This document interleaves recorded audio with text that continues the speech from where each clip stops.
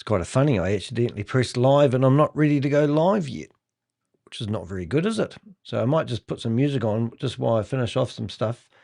If you don't know, we actually have an amazing lot of songs. We've got 24 songs on Pseudo. I think it's called Pseudo.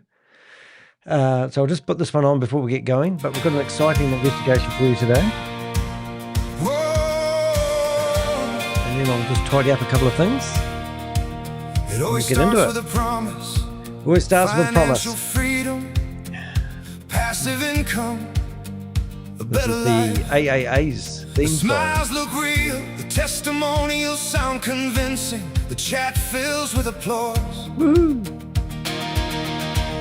But behind the screens, behind the webinars, behind the fake success stories, another family loses everything. That's what we're trying to stop. Retirement disappears. A mortgage is gone, a lifetime of savings stolen by a lie. Then the messages arrive, I've lost everything. I don't know how to tell my family. Can you help? That's where our story begins. Danny DeHeck! Can't hear my own name in the song, but anyway, as you do.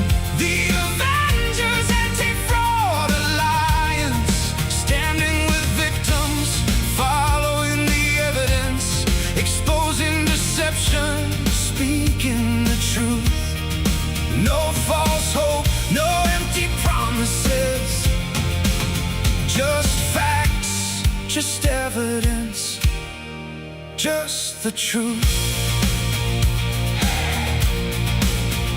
We don't wait until the headlines appear. We walk into the Zoom meetings. We ask the questions nobody else will ask. We archive the websites. We follow the blockchain. We trace the companies. We preserve the evidence. Open source intelligence. Digital footprints. Wonder what we're listening to here. This is records because scammers always leave a trail. They delete the videos. 24 songs at the moment. They threaten lawsuits. They launch smear campaigns. But facts don't disappear. Truth leaves a permanent record.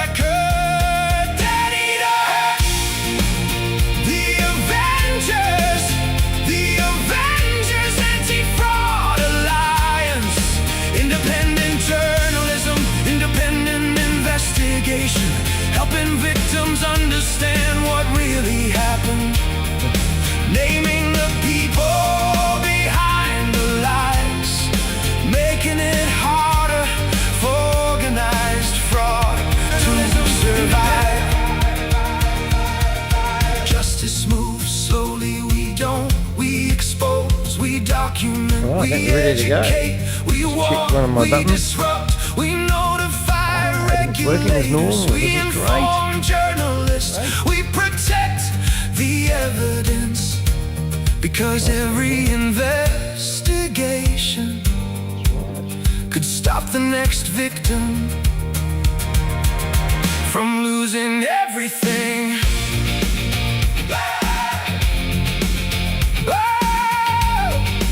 Alrighty. Good afternoon, everybody. How you doing? Nice to have you here. I hope you enjoyed the music. There's the start. We've got some exciting stuff for us today. We've really leaps and bounds is what I'm calling it. The Avenger Anti-Fraud Alliance AAA group has certainly started to come together and do some exciting stuff, and that was what today's live is actually all about. And I didn't plan to do this live, so no one knows I'm going live. But anyway, as you know, Nev is always here in the chat room.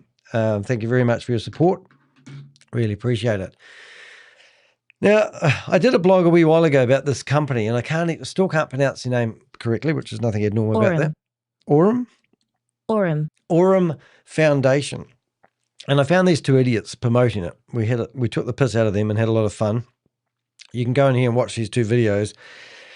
Honestly, I see people promoting some rubbish in their time. But what's interesting about this AURUM network is it's basically claiming it's an online bank. Now, it's not a bank. because banks have to go through so many hoops to actually get the word to be called a bank. For an internet bank to just start calling themselves a bank is ridiculous. This company is running a large-scale Ponzi scheme and scam. Now, some idiot reached out to me and said to me that they would like to sponsor my work. And they would like my crypto wallet address so they could transfer money into it so they could sponsor what I'm doing. And I said, well, who are you?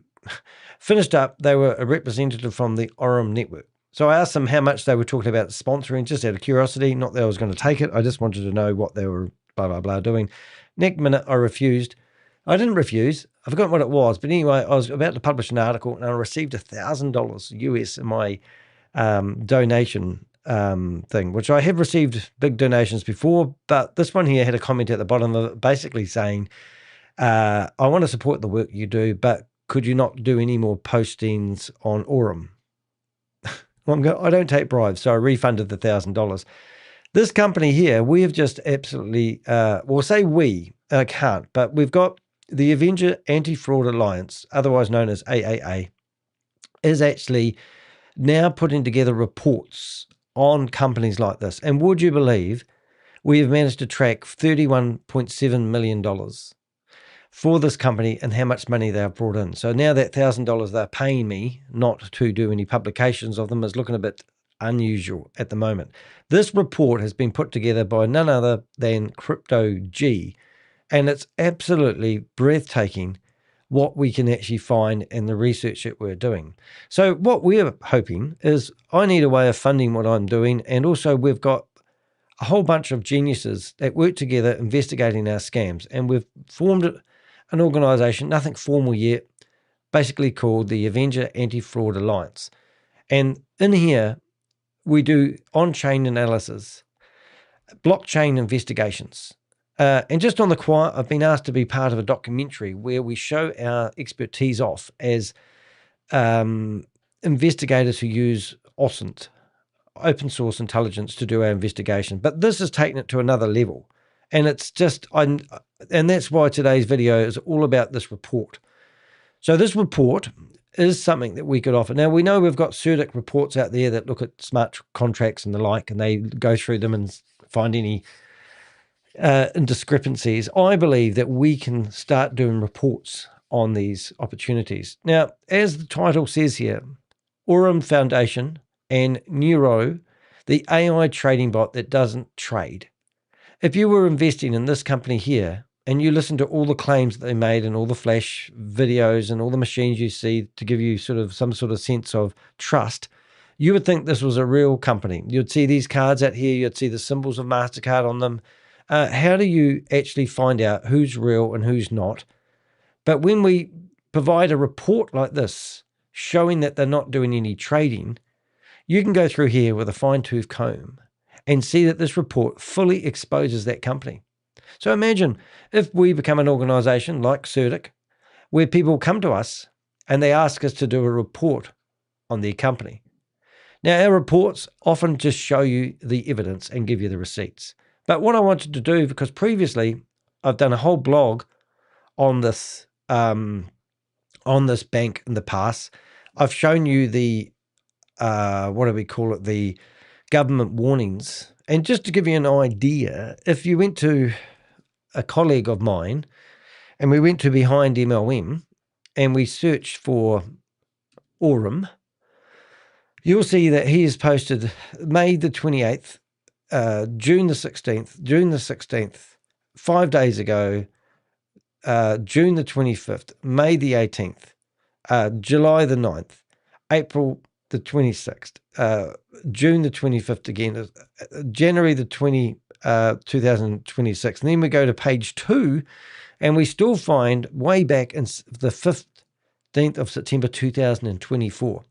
So he's been reporting on this all the way back to 2024. Now, these individuals here, we've seen their faces. I know this guy, the Gifting Tribe. You know, these individuals here, all these names and all these faces we've become very familiar with over time. I mean, I've seen these guys in other investigations. I don't even, you know, like Oz is amazing.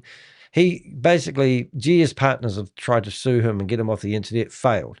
One Trade, I did a big investigation about that myself. I don't know who iMarket Live is. I've done an investigation on NoLink. We talked about that yesterday. We come down here, and there's so many investigations that are going on to behind MLM. Please make sure, if you can, support him. He has this thing that pops up when you first go to his website, basically I think $10 a month. It makes a huge difference to people like ourselves. But what I'm getting at is he's done so many investigations, and honestly, we just, I don't even know where he's getting all the content from, because these are scam after scam. Like BidConnect is an old scam he's been reviewing for years, and now there's an update. He posts updates. He really is an unsung hero, and I'd love to know how he monetizes himself, like how he supports himself, because I believe that even though there's lots of ads over the website here, it wouldn't, I used to have a website like this, and I used to get about $100 a month from one of my travel and tourism websites that had a ton of traffic. I don't believe he's got a ton of traffic. My website gets between 25 and 40,000 views a month. He's probably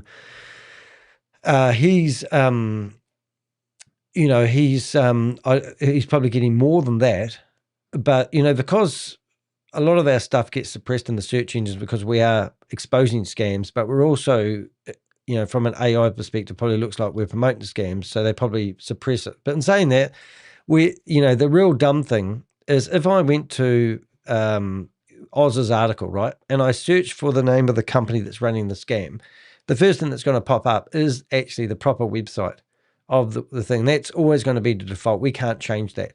But then when you come down here, you get the back office. Then you get the New Zealand FMA, financial regulator, putting a warning out. So that's cool. And then we get the Trustpilot reviews, and then we get their LinkedIn page, and then we get another website. We get some stuff on Reddit, and not really anything in here saying be cautious. So the search engines still deliver the content like they should. But obviously what you need to do now is always put the word scam at the end of it. And then what do you see? Now we get, we still get the Trustpilot reviews. We get the financial market reviews. Regulators worldwide have flagged. I don't know what that is. Reddit. Money Smart, which is the Australian warnings, the FCA, which is the England warnings, and then we start getting behind MLM. So it's frustrating because the search engines aren't actually helping us. It takes a lot before we actually get any good press out there. So I'm now going to keep going, and I'm going to click on this, and click on this. Now we're going to use all this information if we can actually use it without going too far back, and see what we actually can use in our blog. So here we are here. We've actually managed to find 8 reviews on a company that's brought in $31 million from investors. And we've got one 1-star review. And you might think, well, why is there only 1-star review? That's because every time you post a 1-star review on Trustpilot, they want you to jump through a whole lot of hoops to prove that you really are a genuine person, and that you really did have an experience and you lost money to them. But when you write a 5-star review and say they're absolutely fantastic, it doesn't matter what you write. They always go online. They never get questioned. It's absolutely batshit crazy. Like Trustpilot basically want you to install a piece of software and put it on your website to show off your 5-star reviews, and then they get money. So this is all governed by money, and it's a business. They don't care about 1-star reviews. They don't care about the truth. Just recently, I've got some reviews. Now, I used to have about 40 reviews on here. Then I had a smear campaign guy go in there and post probably, 100 bad reviews, and I kept getting removed. 300 emails later to Trustpilot, they decided to listen to me, and they cleaned up all my reviews and only left me with about 7 reviews.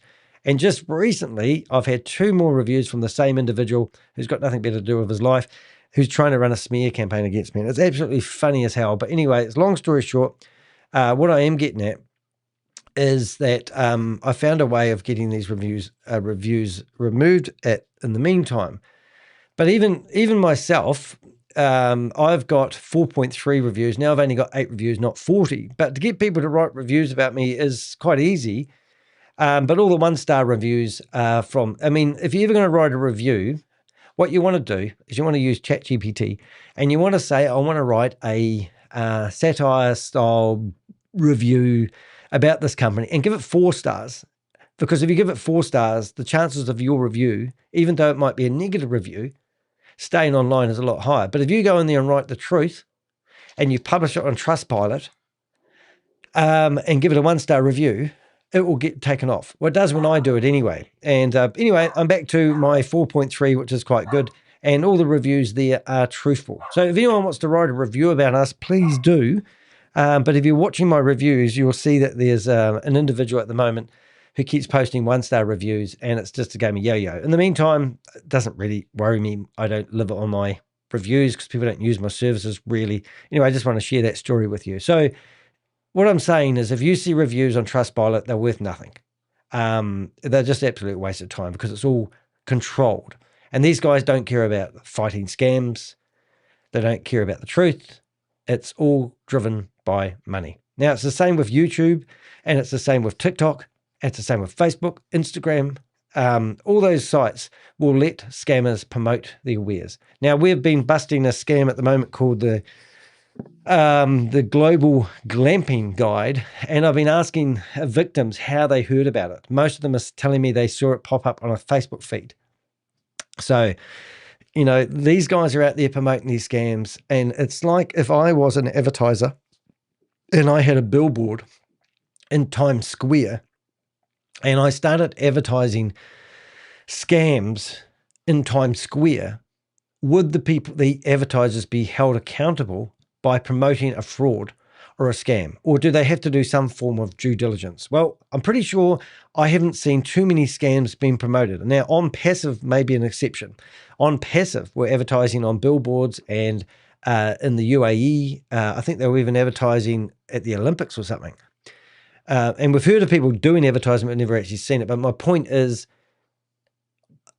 advertising that you see on billboards, oh, actually, we do lie. We used to see Hyperverse NFTs were advertised on billboards on different places, and that was a total scam. It's easier to advertise online, and Facebooks, TikToks, Instagrams, you know, they all take money. And I think there's Zoom allow people to use their platform to promote scams. There's a point there where people need to start standing up to those companies. I don't have Facebook, as most people do. I don't use it for anything personal other than investigations. I lost my Facebook account because I started reporting pages, Facebook pages where people were running scams. Those people reported my personal account. Eventually, the statistics added up that Danny was a bad guy, not a good guy, and they just removed my Facebook account, put me in a $180 hold, and then basically I don't have Facebook again. I do have a new Facebook account, but I only use it for snooping around the internet. I don't post anything personal on Facebook. I'm not going to give them my date of birth, my nothing, because it's just too dangerous now. Identity theft is something that's really going on. Anyway, I'm waffling a wee bit. Right, so the next thing is we can see that on LinkedIn, we have this company that's had 7 government warnings, have still got a LinkedIn page. Now, I could spend all day long reporting this, or you could come along here with your LinkedIn account and report this page because they've had government warnings. So first of all, I'm going to carry on building my blog that we're going to do in real time today. So I would like to keep building your knowledge base. I'm finding some new information about AURUM. I have to spell that right. I was surprised that they have a LinkedIn group. So I'm going to give that there. And now I'm just going to shut these down as we go. And let's see if we can actually... can I say that as a PDF? Report views, LinkedIn, visit? No, I can't. So far, we've got... So what you can do if you are doing your own investigations, because that's what it's all about, is you can click See More. And now I can just grab the text. I can literally go like this. Click, and I can literally chuck that into here. And then I can come back here, and I could theoretically page posts. So now I could go View All Post. And these are all graphs, but just for, you know, to make my life easier, I could probably just take a few screenshots, because what I've also noticed just by looking at this right now, there's only one comment on each of these posts. So this will just help my investigation. And obviously all the stats here are ridiculous, because what they're claiming is that they're making profits from doing certain things and graphs and all this sort of stuff. Now, I'm not very good at reading graphs, but I know that if I chuck all these screenshots into AI, it will probably pick it up and actually get the intelligence out of it, rather than me trying to figure out what the graph is all about, which is quite exciting. So let's have a look and see if I can just get a few screenshots, and we'll start our investigation that way. G'day, crypto fan for life. Nice to see you here. Hope you're doing well. I'm just trying to do some screenshots, as you can probably see. I don't know why that's day 3. And we're just building a bit of a knowledge base for the blog that we're going to do. So they reckon they've got 148 followers. So if you've invested in this company and you're receiving dividends, you're probably actually receiving dividends from new investors, which is always a bit of a worry. So if that is the case, learn, earn, and grow online. I'm just going to make this a bit bigger so I can fit it all in. And before you know it, we've got 2 comments on that one as well. So now I'm just going to go back to here, get rid of another screen that's on my screen. And I'm just going to chuck all these screenshots that I've been doing right down to about there. And I don't need to explain it because I've already told ChatGPT what I'm doing. And hopefully if we move this back up to where it should be, I can click a button and do that automatically, which I have. There it goes, and away you go. So now we can say, right, there we go. So we've fed that into the old monster, and we got AURUM Foundation. Now this looks completely different, but probably the same. Now I think this is a completely different company altogether. Now I did show you yesterday, did you know that a lot of these companies actually use successful companies to pass off their name, and then it forms some sort of confusion. Now, the one that we've had the most laughs with lately is a company called BlackRock, which everyone knows. I think they got over something like $900 million in investments last year or something silly like that. But anyway, there was another company out there that Goliath Ventures was using called BlackBlock, and people were mistaking the two. So they use a similar name to a very successful company. Now we look like it actually goes to the same company that we just talked about. So videos published 14 hours ago, 2 weeks ago, 3 weeks ago. Now, how far did my blog go back? I think my blog went back, I don't even know how to figure this out. So what I'm going to do is I'm going to go back and see 2, 3 months ago, 4 months ago, and I'll see how far their YouTube videos go back. I should have actually gone to the top, which I will do.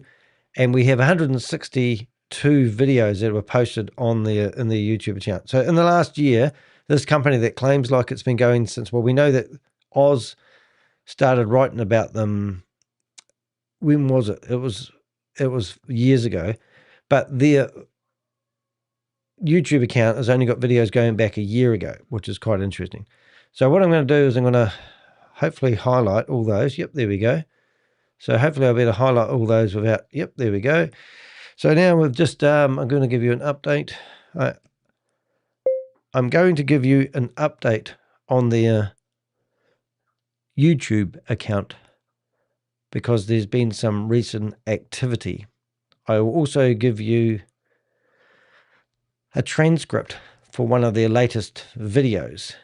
So we have the latest information from the company promoters. In the meantime, here's all the titles from their YouTube channel going back over the last 12 months. They currently have 162 videos on their YouTube channel, and they've published some as recent as 14 hours ago. Alrighty, so now we paste that in there, come back to here. Now we can see shorts. They've probably got a few of those. But if we go back to the main videos, special cool. So this is what we're listening to here today. Why is there no sound, Danny? You can hear me. I'm here in Antalya, Turkey, fired up about what Let me know we're if it's going to echoey too, by the unveil way.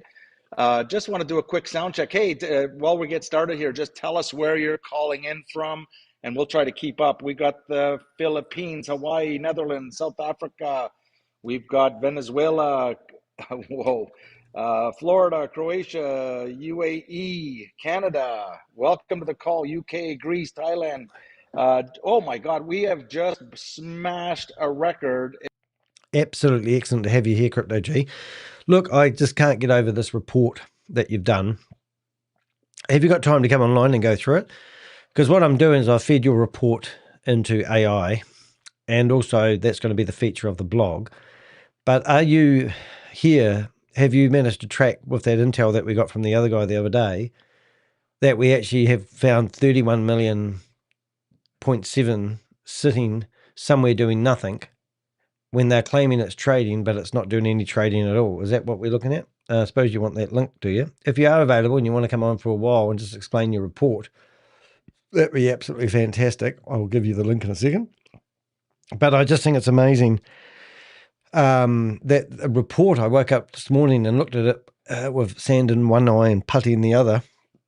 And I just thought, oh my goodness, it's amazing. But if we can start producing reports like that to people, I've got the scripter reaching out to you, because I think it would be really, it's a thing. Like if you are investing in any companies and you want our blockchain analyst to actually do an on-chain forensic report, we can actually provide reports like this. And is this something that we're going to be building on? Like, is there an account here that we're going to see these pages on? Like, do we find the last one that we did as well? Or is this a place where you can actually generate an amazing report? Because it's breathtaking what I see. And I'm just going through, at the moment, I'm just feeding these pages into AI. I'll show you, paste that. So at the moment, what I was going to do is this latest video they've got, I'm just going to copy the URL, and then I'm going to go to the transcript and I'm going to paste the transcript. And while that's building that, I'm going to come back here and say to ChatGPT, I'm going to show you, I will paste that transcript. The video was called, and it's had 1,800 views in the last 14 hours. Right, so now I go back to here, and here's the transcript from the meeting. So that means I don't have to listen to it, thank goodness. And in here, we can actually get a really, so that went for an hour 10. And then we'll feed that in to the monster.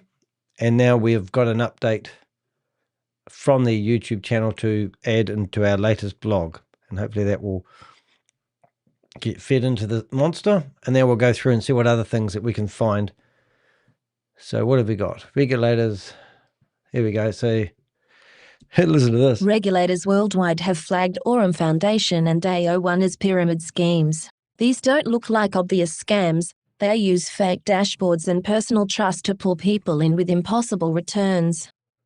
Yes, so that's exactly what's happening. Other people are reporting Always it as check well. the Monismart investor alert list or the OSTRAC registered before moving any funds. If something feels off, and you just want a quick sounding board to run through these common industry red flags, book a 15-minute consultation with me by clicking the link below. Always a bit dubious about that, to be honest. Sometimes these people aren't who they say they are, and it's very hard. Chief operating at Stormrake, Australian, maybe. But he's got a phone number there, and he's also got his email address, and he's also got a .com address there. So I assume that went through to Stormrake. So let's just make sure it is Stormrake. So we'll go to the actual URL that says Stormrake. And now we're on our website, our service, our insight, our story, our team. So now I can find the actual guy that was in there. His name was Bruster. Bruster, there he is there, isn't it? Chief Operating Officer.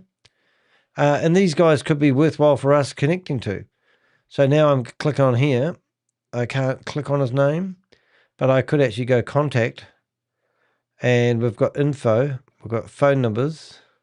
Schedule a meeting. And we go back to the same page he sent us to. So that does look promising. Storm consultation. Why do they make it look so hard to actually make an appointment? There we go. So I don't know. That's quite good. So that's good that people are out there. So that's interesting that this guy has also been creating awareness, but I can't vouch for him or validate what he's saying. So we can't use it really, but it's good that there's somebody out there who's willing to speak to you. So there's lots of things that you can do about it. So let's have a look at Reddit. So let's put some more Reddit information. We also have some information from Reddit. There was a thread, and the thread is called the thread. Let's go back here. I will get rid of this website. A thread called right, and now what we'll do is I will go down here as far as I can and see the latest comments. Delete it. My Reddit account doesn't last long. I'll put that in there somewhere. Go back to here, and we'll go new victims. There we go. So that's what we want. We want to grab the whole lot up to there. And now we get the latest thread. And we add that into the bucket of soup.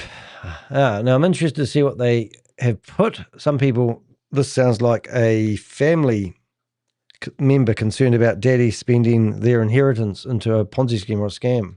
My dad is about to hand over $50,000 cash to invest in AURUM Foundation, and I don't know how to stop him. I'm honestly at a loss here and hoping someone can tell me if I'm overreacting, or if this is as bad as it sounds. My dad recently got contacted by a guy he knew like 30 years ago. They reconnected and this guy started telling him about something called AURUM Foundation. He invited my dad to Zoom meetings where they talked about how this investment was going to grow, make people wealthy, buy houses, create financial freedom, etc. I actually jumped into one of the Zoom calls because I was concerned. I asked them for the website and they told me it was AURUM Foundation. Then they told me you need a VPN to access it. I literally said, really? Do you hear how that sounds? That's a huge red flag. The response was basically, I can see why you'd think that.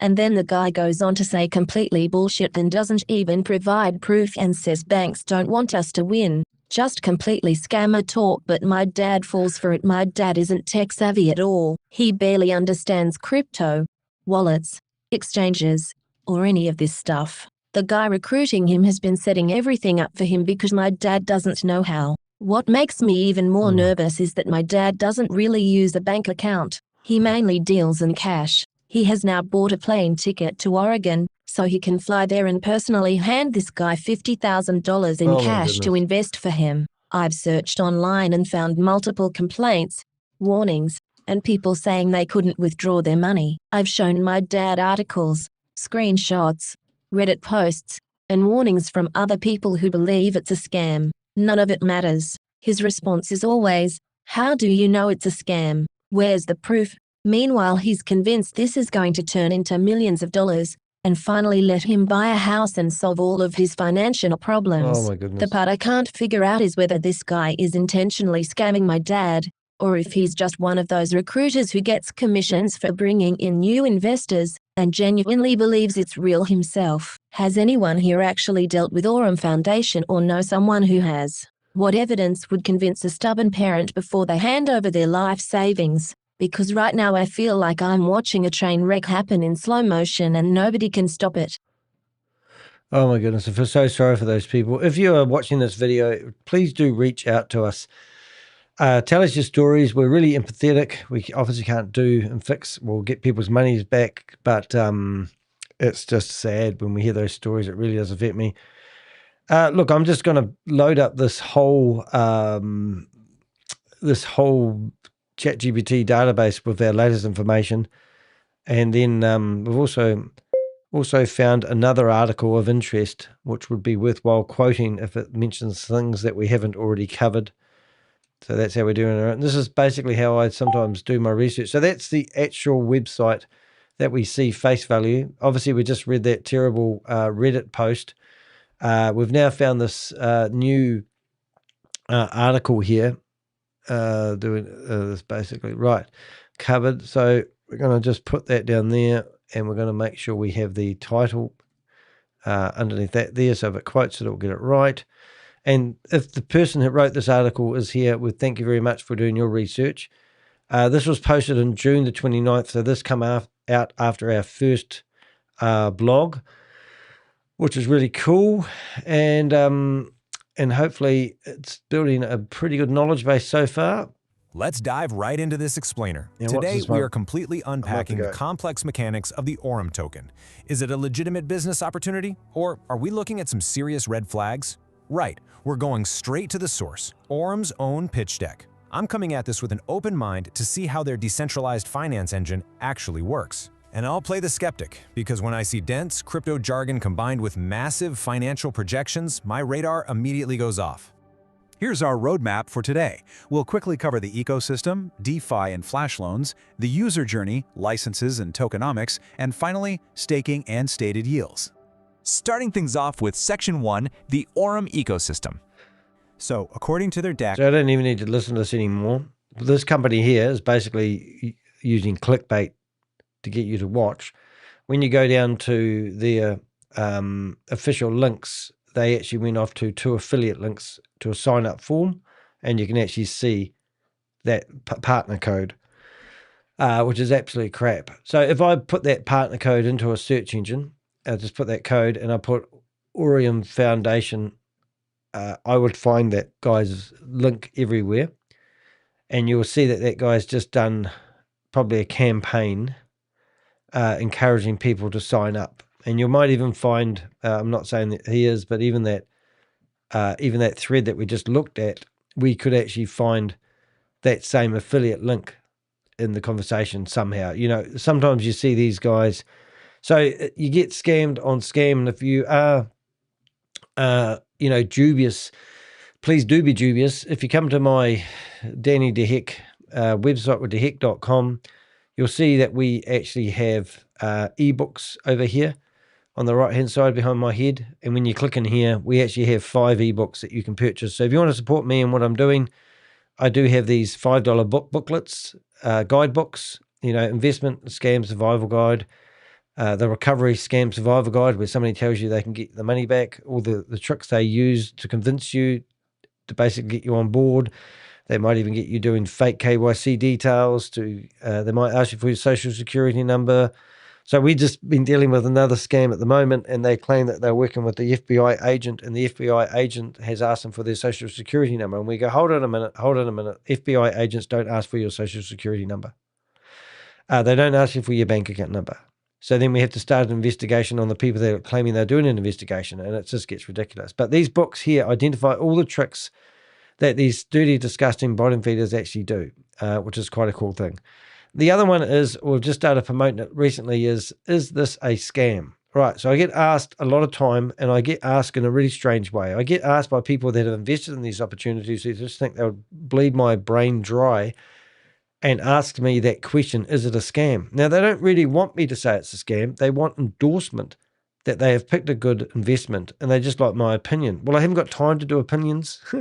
So I've set up this new thing, and it's called Request. So if you are on deheck.com and you go to my homepage of my website, you'll see my ugly mug, investigator exposing the truth. And down here, I've got a banner on my website, and it says, is this a scam?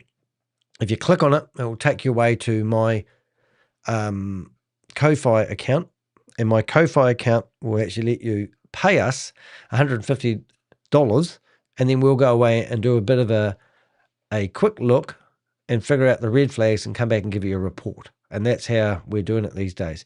The other thing that's quite interesting, I've actually got 13% towards my $5,000 goal. I want to go to America on the 8th. Today we found out that the judge has accepted Christopher Delgado's plea deal, which means that I'm going to book my trip. So if you want to support me and get me to America, please do support by giving a donation. In here, it shows you how we stood up to a multi-million-dollar operation, which has come out in the news as a $328 million Ponzi scheme that we exposed, and he's going to be sentenced on the 8th of October 2026, and I'm going to be in the courtroom for the first time ever, which is really, really exciting, but I'm going to be there if it kills me. Probably will. But if you want to support me and the work that I do in the Avengers, by all means. So what we are trying to do is we're trying to monetize. We're not doing very well, but we do get a little bit of money and a lot of support from our new members. But maybe you're here because you are going to invest in AURUM. And I have phone calls from people telling me that that they have invested $250,000 in something, but never checked with us first. So it's quite amazing. Now, I just thought of something that that I'm going to actually find out. I'm going to see if I can find it. I had a guy the other day who was telling me he was going to invest $250,000. He was investing $250,000 in an opportunity, and he wanted me to know whether it was real or not. And I'm just trying to find the correspondence because I want to see. He was going to ask for his money back on Monday, and I just want to see whether he actually did get his money back. I'm just going to go through. No, I'll just see if I can find it because I'll send him a message now and we might get a reply back. Kevin.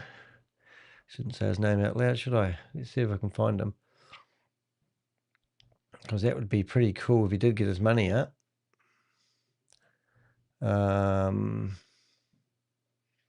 Maybe I'll do that when I'm not quite looking.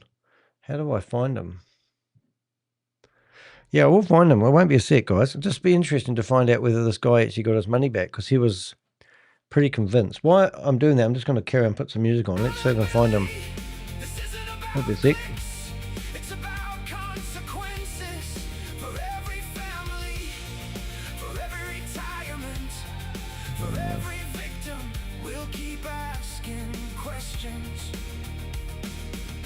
We'll keep exposing fraud. We'll keep standing up. We can find this guy. The Avengers Anti-Fraud Alliance. Victims first. Truth always. No scam. Let's see if I can find him. I think I know why I can't find him. 1 minute, please call up. I just want to see whether... I think I messaged him via iMessage.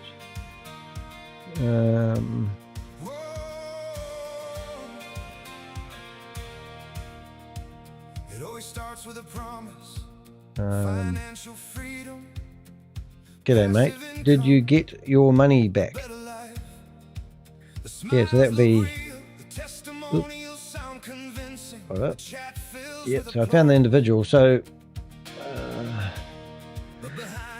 let's see if he's lucky enough. Anyway, that's me. Hope you enjoyed that music stop there. But yeah, always, so what I'm sort of getting at, if you have or are about to invest in something like this and you've found us and we've helped you in any which way or form, by all means, reach out to us and tell us if we save you from investing or, because that would be really nice. Look at that wee guy. It's like David and Goliath, isn't it?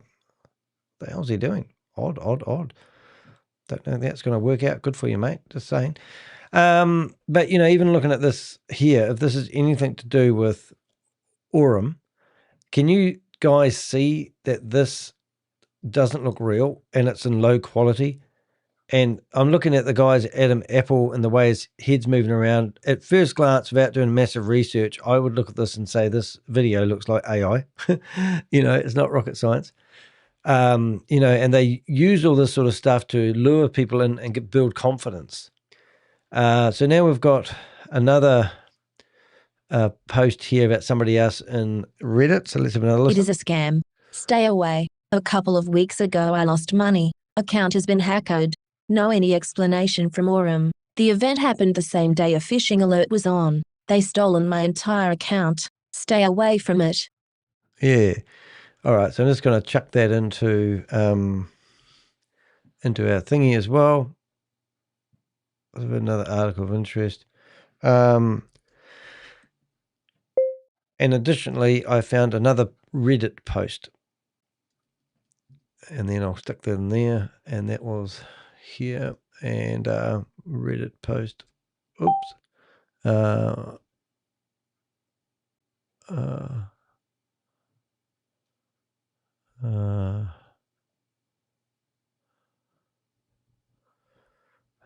Where else we got?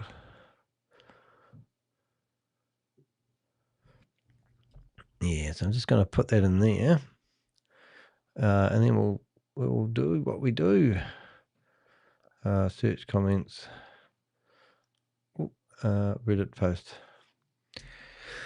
Alrighty, so that's good. So we've got some good intel coming in there. As I said, watch out for these guys that are telling you it's a scam, luring you in as a sheep, but underneath they're a wolf, because I've got affiliate links here. They're endorsing the product, and I think I've actually used that one in the past. We've got another Reddit here. So what have we got here?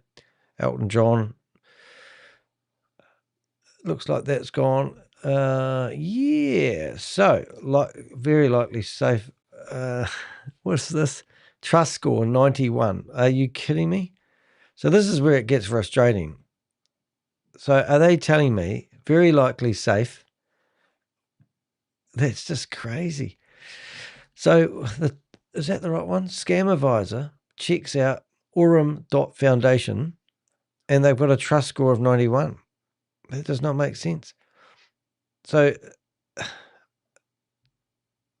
are they talking about what's behind the websites and the security maybe? Maybe it's looking to secure the website. Interesting. So remember what we do, guys. We go to archive.org. The first thing we do is we put that website into the search engines. Second thing we could do is we could go to another site called URL Scan, and we could put that into the search engines as well. We've already gone through and got the transcript out of their latest videos, and we're probably just about done for building a really informative blog. Now, there is a couple of other things that we could do, have a bit of fun before I build the blog. That's going to stay online. That's going to stay online, and it's still on here. Right. And Wayback Machine. So the Wayback Machine only goes back. So the Wayback Machine, I'm not sure. Not sure if we used this in our previous blog. However, we've just gone and checked out the history of the domain name on the Wayback Machine. Right, and then we'll put that there. And what we'll do is we'll also put the interesting stuff where it has been saved 42 times, and it puts the span of it. I'm just going to put the sitemap. I've never done that before. And then we'll have that information there as well. And it doesn't give us anything factual really. Summary, that might be handy. Yep.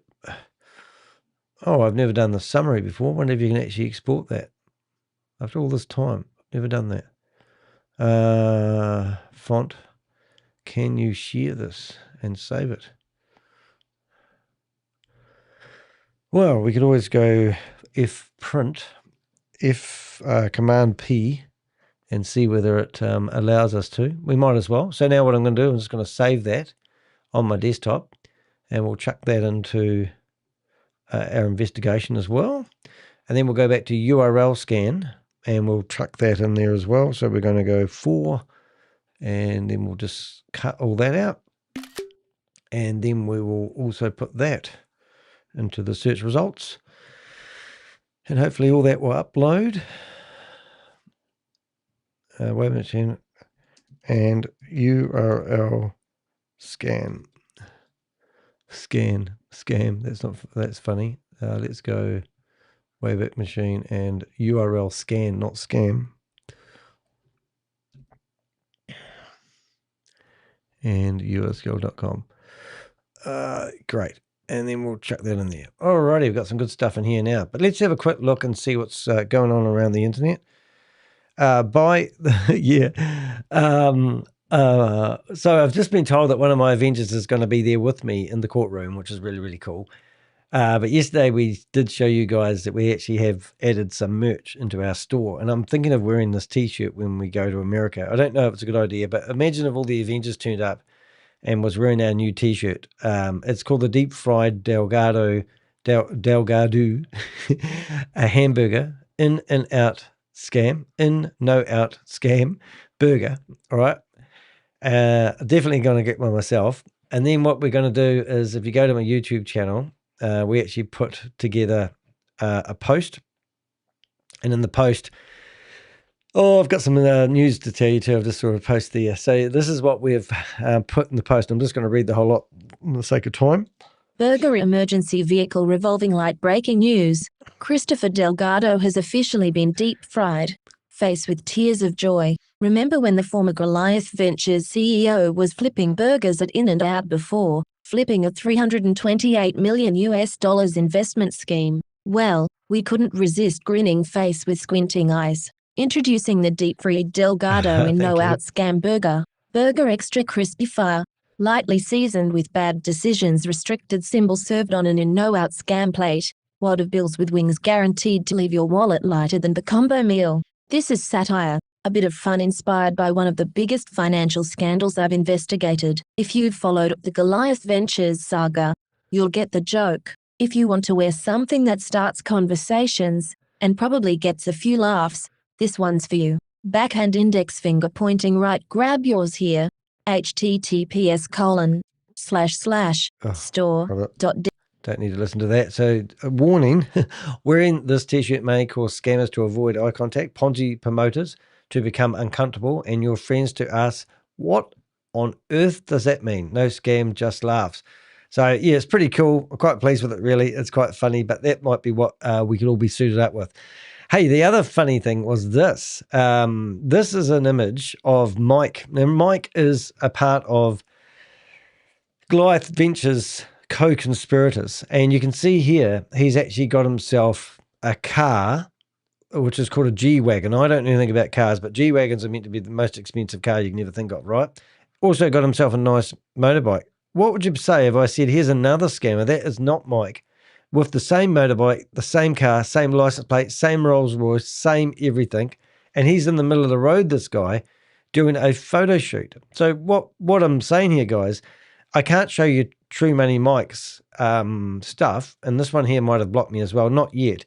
But here's the guy in the desert taking photos of all these vehicles like they're his own. So this is actually, I think the next one's a movie, but this is what they're alleging, that they own these cars, and they're doing exactly the same thing. So we believe that they've gone to Bali, got involved in a scam, then gone to the UAE, even driving around in the same cars. This is a Rolls Royce with orange seats. Mike is actually in there doing the same thing. And the really crazy thing is they even went to the same place in Bali, and he's getting a haircut. I can't find the haircut one. But if we go, so we go to Telegram. Now, remember Mikey's got a Mikey bot, and you go to it exactly the same way. So if I went to Telegram, I'm just going to see if I've got this right. Telegram, where are you? Telegram, that one there. So this guy's got himself exactly the same bot that Mike's got. So True Money Mike is this one, and this is his bot. And the other one I've just shown you is, so if you want all the latest trades, and how this works, so you don't, if you want to quickly follow the scam, is you sign up for truetrade.com through Mike, and then what will happen is Mike will get a commission because you've signed up. Now, to get the Mikey app, you've got to deposit a minimum of $500 in it. So we believe that they get 30% of that money. So he gets about 180 bucks, is it? Of the money every time somebody signs up. So the whole scam isn't about a bot that gives you trading results. The scam is about when you sign up for the trading platform, he gets an affiliate commission of 30%. And now we've found his mate doing exactly the same thing with the same photos, with the same cars. Can't believe it. Mikey just cooked up a fucking winner. Check this out. Let me show you.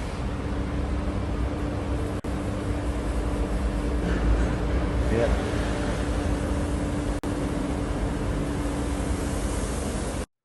Okay, we had some technical difficulties. My internet connection, I was connected to the Wi-Fi and I left the building. But the trade is closed. I'm going to show you quickly here on the chart. Take a look. So this is the daily chart here. You can see the high was about 68.9 when we opened up this trade. Our entry was around 68.2. Right. Mikey signaled me to enter this trade. I held it for about 7 days. We made like 330% and about $32,000. You think I analyze the charts anymore? Think I sit staring at the fucking market? No. I let the AI send me the damn signal. I execute the trade. I make the money. And now I'm going back on vacation. See what's coming next. Mikey. Right. So all this bullshit, if you want to believe it, don't forget to sign up. And all this here, I would doubt very much. But the funny thing is I've sent Mike a text basically telling him he's a friggin' idiot. Because here he is in his, here's a photo that I guarantee that we'll find on the other scammers' LinkedIn account. So I'm going to show you that in a second because we're going to go back to this post because it's friggin' hilarious. So if I go to here, this is the guy, and this here is the same shot and the same shot of when Mike was getting his haircut. So here's the guy showing the luxury place where he's staying, and I haven't got the Mike's comparison, but it's like they've hired a photographer to film these guys pretending they're rich. And this guy, well, if you listen to him, you can actually hear he doesn't speak English, but he's Arabic, yeah, so these guys are just absolutely mental. And this is even funnier.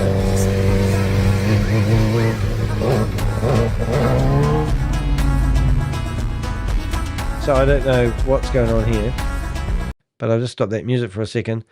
But you've got them in the G-Wagon and on the bike. And next thing, if you're looking at True Money Mike's Instagram account, go have a look because you'll see him doing the same stuff. You know, this is just, you know, it's just crazy. And there he is on his bike. Whatever.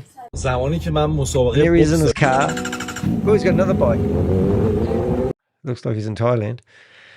This would be when they're in Bali. So you'll see if you go to Mike's. If you go to Mike's Bali trip, you'll see him on the same motorbike. How stupid! Either the lovers, or they live in the same house. But the thing is, if you go to here, this is exactly the same house where Mike was outside claiming this was his house. So they could be flatmates. They could actually have both those cars. But it's just you can't make this shit up. It is, you know. It's just crazy. So I absolutely love that one. So we'll keep you up to date when we get silly things like that, but you can go read that. Now remember on the post area of my website, on my YouTube channel, I do actually post quite a bit of content on there, I have to say. And if we click on the home page, when you land on my YouTube channel, you'll see when I'm live. And down the bottom here, you'll see posts. I don't know how to get them, but they all of a sudden pick which one turns up here. It's just somehow it does it. I haven't figured that out. Anyway, interesting stuff. And I did have one other thing which I am going to play. And we've come up with a new video. Medieval Empire is something we have seen. I don't know if I actually brought that up. Actually, 1 minute, please, caller. Medieval, I don't remember where I put that now. Have I got that somewhere? 1 minute, please, caller. I will find it. But we found I'm going to put a new video up. About Christopher. Trying to size, date modified might help. Why is it not there? Where did I put that, Danny? I might have put it under Goliath Inches. Here we go. There we go. Let's go shorts. Yeah, it is here. Now we need to go date modified. There it is. All right, so I'll just open that up. And this will, the music, I might have to block the music, but I just want to put it over here. I want to get that there. And I want to do that there. So we've got some intel overnight, but basically medieval empires was something that started up before NLP. And this was a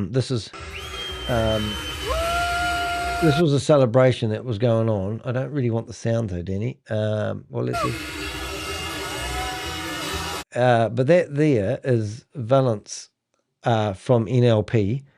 And this is when they were launching, well, they had some event, I haven't quite figured it out yet, for medieval empires. And why is this interesting? Because that there is Christopher Delgado, and that was one of the things he was involved in before he got involved in NLP. medieval empires is still going. Not that it's worth anything. I think the tokens that they had were worth 0.000 now. So I'm going to put that in there. So why am I doing that? We want to investigate what happened with this and the people behind it. Because we've got lots of individuals that were involved with NLP partying down with Christopher. And it was even before Christopher actually got like skinny. So it was before his operation. So there he is there wearing his hat. You can see he looks completely different. It looks like Christopher's a new person altogether when you look at him like that. But anyway, that's going on my YouTube channel very soon. And the purpose of that is to see if we can generate any inquiries about medieval empires, because we want to do an investigation on that and find out what the involvement was. So that's sort of the ins and outs of that, if you really want to know. Right, I'm glad you're ordering your shirt. That's going to be really cool. Alrighty, so what do we need to do now? So let's just go through what we've got. We've got an amazing report from Crypto G. I've got a pretty much an amazing blog ready to be written. We have got information about the Wayback Machine. We've done a screenshot from URL scan. We've gone through and showed you a scammer that's using the same imagery as another scammer to give you the illusion that he's so wealthy and so much success. Look at this here, though. I mean, really, look, you watch this as a video up here, and here he's got his Rolex and his G-Wagon and his Mercedes van, whatever that means, and he's got them all parked out there on the road, and he's trying to show you that he owns them and how much they're worth, and he either doesn't own them or Mike doesn't own them, but in the meantime, it's just ridiculous. But anyway, that was quite funny, and he's selling the same trading app, so it just can't get any better than that. Alrighty, so what I reckon we will do is we'll start creating the blog. As I've said previously, I want the report that Crypto G has done to be the main focus, so we can show people that there's no trading going on. And also, I want to name and shame as many people as we can who are promoting this opportunity, and obviously highlight the warnings that the government has put out about it. I think the best way of doing this blog is probably one section at a time, starting with the introduction. And when I give you the word next, we can do the next paragraph. If this is good, we'll start creating the blog now. Below is my brief on how I like my blogs written. Right, so now you see that's what we've done. So there's a couple of things here I've got to do now, and the first one is come along and look for the command for how I like my blogs written. So I've got another screen that you can't see here, and it says write me a blog, and I paste that in there, and now we go enter. So what I normally do is I come along here, I go to post, and I go to WordPress, and WordPress will fire me up, hopefully, a new blog. Now we come to here, and now we've got some instructions that we're going to read and see how we start off, see if AI has actually done a good job. I like this approach. It will produce a much stronger investigation than trying to write the whole article in one go. One suggestion before we start, I would not open with the regulatory warnings. We already covered that in the first blog. This second investigation has a much bigger hook. The story isn't that regulators have warned about AURUM. The story is that someone independently followed the blockchain, examined the smart contracts, analysed the wallets, and found evidence that appears fundamentally inconsistent with the company's marketing claims about AI trading. Everything else, the worldwide warnings, the promoters, the attempted payment to silence criticism, the rebrand to NEYRO, becomes supporting evidence that strengthens that central story. I'd structure the investigation something like this. 1. Introduction, the turning point. 2. Why we reopened the investigation. 3. Meeting Crypto G. 4. The blockchain forensic report. 5. If the bot isn't trading, where is the money going? 6. The cash-out wallet, 7, the contracts, 8, the promoters, 9, the worldwide regulatory crackdown, 10, the NEYRO rebrand, 11, victims and public complaints. 12 questions AURUM still needs to answer. That lets the evidence build naturally. For the introduction, I'd write something like this.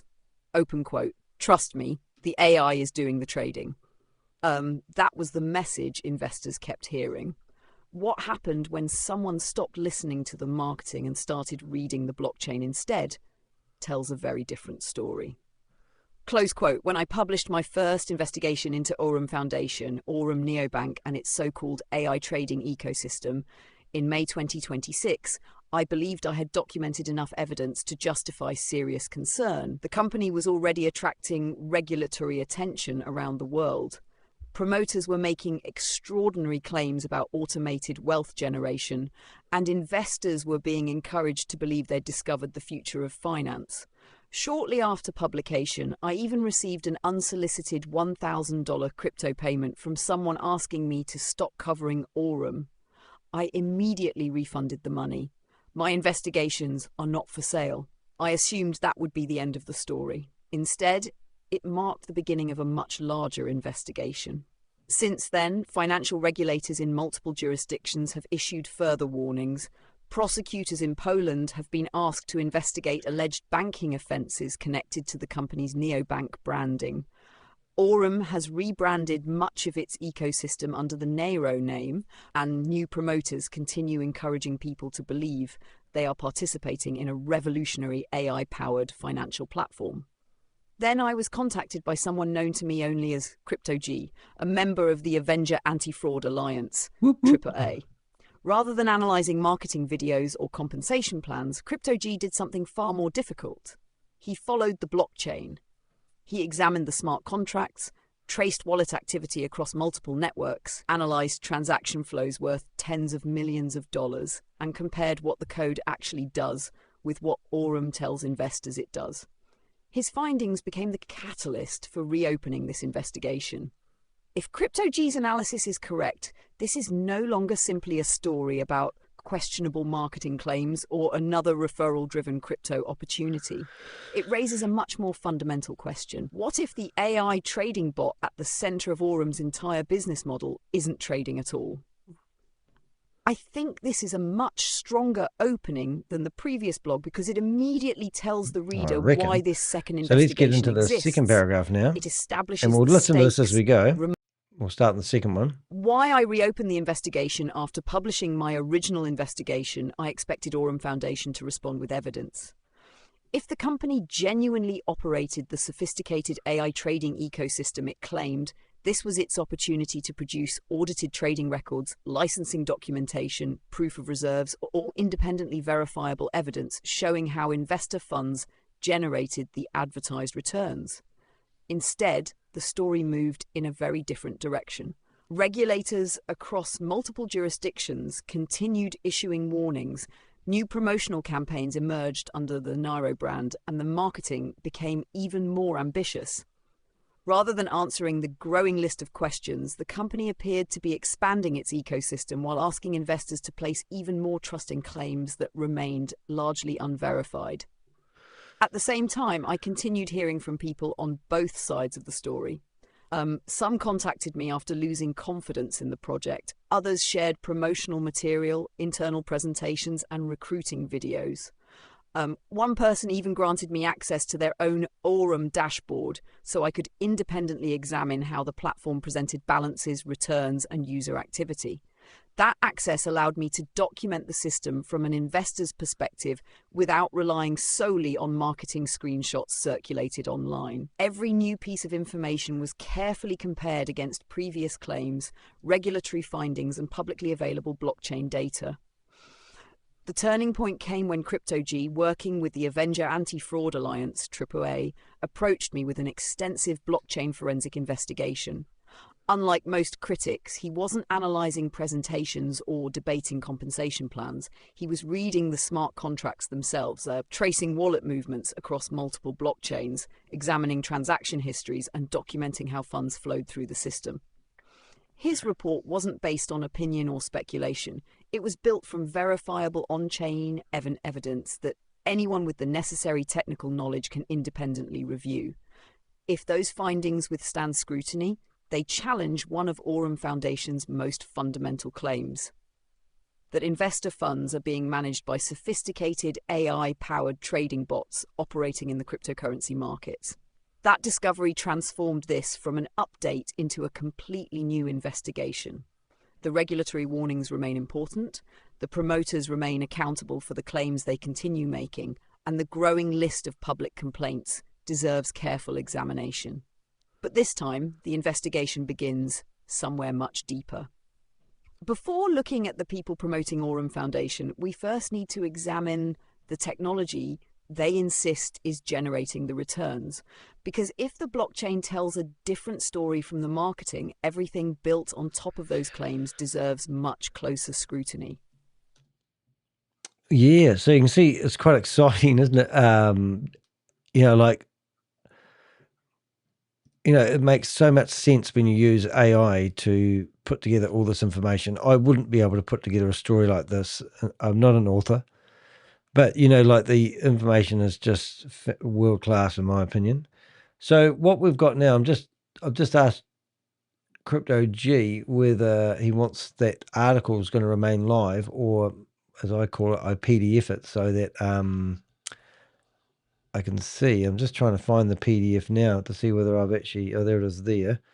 So what I'm trying to do is I'm wondering if I have the PDF, which is here, whether that is sufficient for people to get the full report without losing any of his research or the links that go off. What I think would be the best bet is to actually put that report onto my website, and then but I just need to fix up a couple of things because that is going to come up in the search engines better on my website than probably where he's put it, unfortunately. So I'm just going to put that there and go trade, and then I'll upload it to my website. If you give me a second, what we'll do what I'll do, I'll just save that as it is. It won't let me. Oh, 1 minute, please, caller. I'm just going to tidy up the file name. If you saw what I did for live, what I did, so we're going to actually remove all the spaces and put hyphens. 1 minute, please, caller.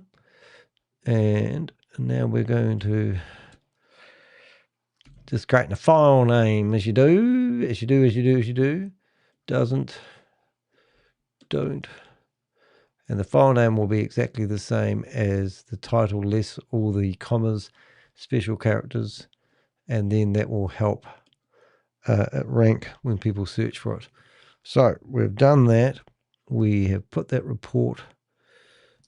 Here we go. And now we're hoping what I can do is I come back to the actual blog here, and we can add media, and hopefully I'll be able to just simply drag that in there without having to upload it. Oh, life is good.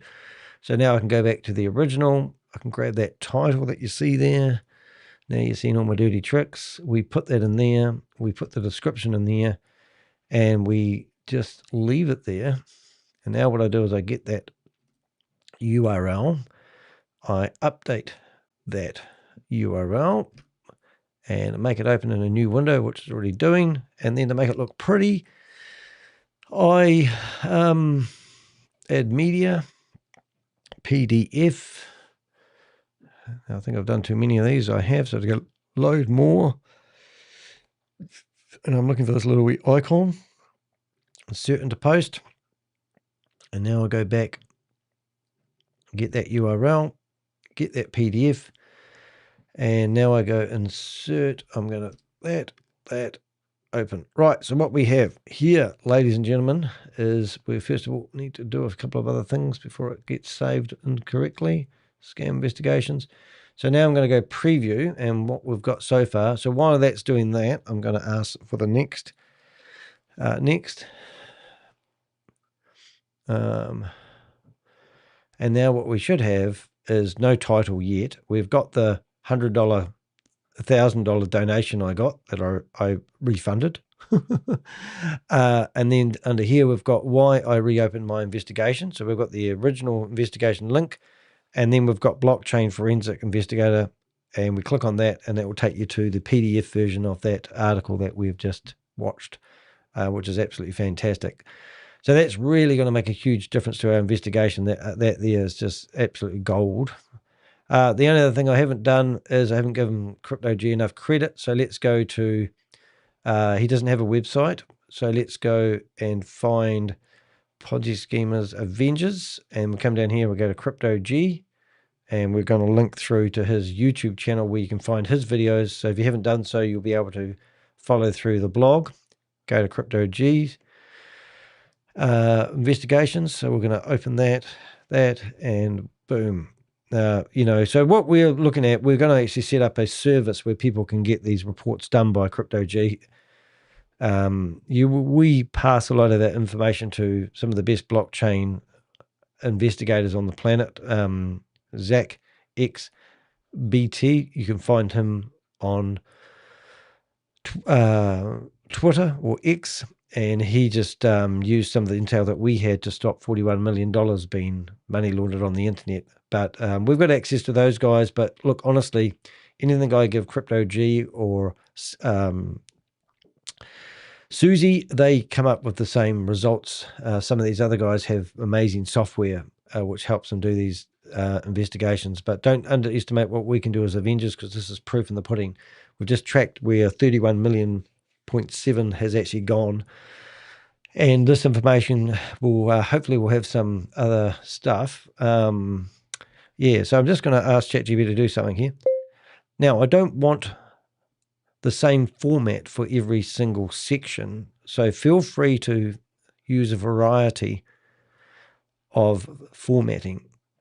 For example, you could add a couple of quotes, you could add a few bullet points, but don't do it every time. Just give me a variety of sections so it looks like I haven't got a wall of words. Are you happy with the last paragraph? And then I'm just going to post it out and see what it says. It's going to say, oh, I didn't read the memo. Yes, actually, that's a better approach. Okay, so let's go next. Right, so what did it say now? This is why. It's funny when you ask ChatGPT to correct itself, it has to tell you why it did it and what a good idea it was, and then it gives me a few options like I don't care, I just want the words. So let's see what it said. Yes, I actually think that's a better approach. One of the biggest giveaways that a blog has been written by AI is that every section follows exactly the same formula. Readers don't consciously notice it, but they feel it. A professional investigative feature has rhythm. It changes pace depending on what the evidence demands. For this investigation, I deliberately mix things up. For example, some sections will be entirely narrative. Some will begin with a strong quote from a regulator or promoter. Some will contain a short timeline. Some will use a small bullet list to highlight key findings. Some will include an evidence box. Some will compare what AURUM claimed versus what we found. Right. Some will flow as a story without any formatting at all. That variation makes the article far more engaging and much easier to read. All right, so let's especially when it's likely to shut her up 15,000 and let's listen to Crypto G's I also think we should paragraph. avoid making every heading start with AURUM Foundation. Instead, you're gonna love it, don't you? All right. Meeting Crypto G. One of the realities of investigative journalism is that important leads often arrive quietly. They don't come through press releases or carefully managed interviews. They come from people who have spent weeks or months following a trail because something simply didn't add up. That was exactly what happened when I was introduced to Crypto G, an independent blockchain investigator and member of the Avenger Anti-Fraud Alliance, AAA. Unlike many people who contact me with suspicions or personal experiences, he arrived with something far more substantial. A comprehensive forensic report built around verifiable blockchain data, smart contract analysis. Uh-oh. I think we just chopped them off. We did. All right. So blockchain analysis, Crypto G, blockchain analysis. All right, so let's just go blockchain analysis. I'm pretty sure we'll be up here and we'll get my other. As I worked through the report, it quickly became obvious that this wasn't another collection of screenshots or anonymous allegations. CryptoG had traced activity across both the BNB smart chain and Tron, identified multiple smart contracts associated with the AURUM ecosystem, mapped the relationships between wallet addresses, documented fund movements worth tens of millions of dollars, and preserved the supporting transaction hashes and blockchain records. Rather than asking me to simply trust his conclusions, he provided the evidence so I could follow his methodology and understand how each conclusion had been reached, where possible.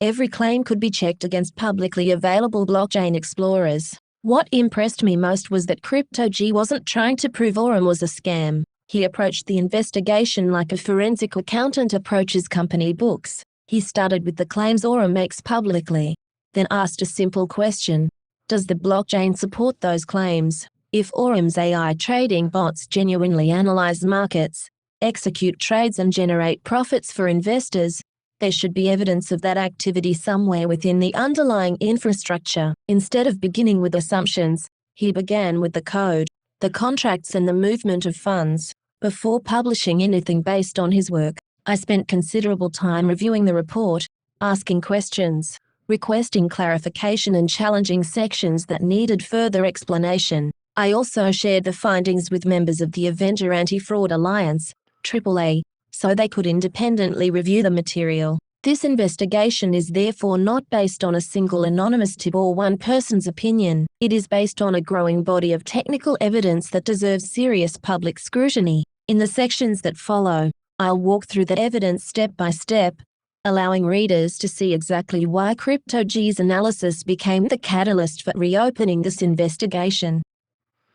Wow, that's exciting. So we will actually go back and read this as we go, because I actually probably going to read this investigation, do it live, right through, because I want to have another blog out there about this. Here we go. Following the blockchain open quote, extraordinary claims require extraordinary evidence. That's a good quote. Carl Sagan, close quote. That quote came to mind repeatedly as I worked through CryptoG's report. AURUM Foundation isn't claiming to run an ordinary investment platform. It tells the public that sophisticated artificial intelligence is analysing global cryptocurrency markets, executing trades around the clock, managing liquidity, reducing risk, and Does it every time. I'm going to actually start that again. The code, we're following the blockchain, and just because it's building that. Following the blockchain open. No, I can't multitask. So we're going to use our old reader. So following the blockchain, CryptoG didn't begin by asking whether it looked legit. CryptoG didn't begin by asking whether AURUM looked legitimate. He started with a far simpler question: what does the blockchain show? Unlike a website, a webinar or a glossy presentation, public blockchains record transactions that can be independently verified. Wallet addresses can be traced. Smart contracts can be examined. Transaction histories can be followed. Marketing claims, on the other hand, can be rewritten overnight. Rather than relying on screenshots or dashboard balances, CryptoG assembled a forensic investigation using publicly verifiable blockchain data. His work included smart contract analysis across both the BNB smart chain and Tron, wallet tracing to identify how investor funds move through the ecosystem, transaction analysis covering tens of millions of dollars in cryptocurrency movements, cross-chain mapping linking contracts, administrators and funding sources, independent verification using public blockchain explorers rather than private company data. That distinction is critical. This investigation does not depend on trusting AURUM Foundation, trusting CryptoG, or trusting me. The evidence can be checked by anyone with the technical knowledge to inspect the same contracts and transactions. Blockchain technology is often promoted as transparent. In this case, that transparency became one of the most valuable investigative tools available. As I worked through the report, one finding stood out above everything else. If CryptoG's analysis is correct, the blockchain does not show an AI trading engine buying and selling assets on behalf of investors. Instead, it appears to show something very different. Before looking at the millions of dollars moving between wallets, we first need to understand the smart contracts sitting at the heart of the entire AURUM and NEYRO ecosystem. Those contracts tell a story that is difficult to reconcile with the marketing promises investors have been hearing. Well, there you go. It's pretty cool, eh? Pretty cool. I mean, I'm loving this. This is exactly the type of investigations I like. It's even actually decided to build me a graph this time. So we're going to read Follow the Money. I think we had the quote, the code that doesn't trade. I think that we're just going to highlight it and use what I call my old reader.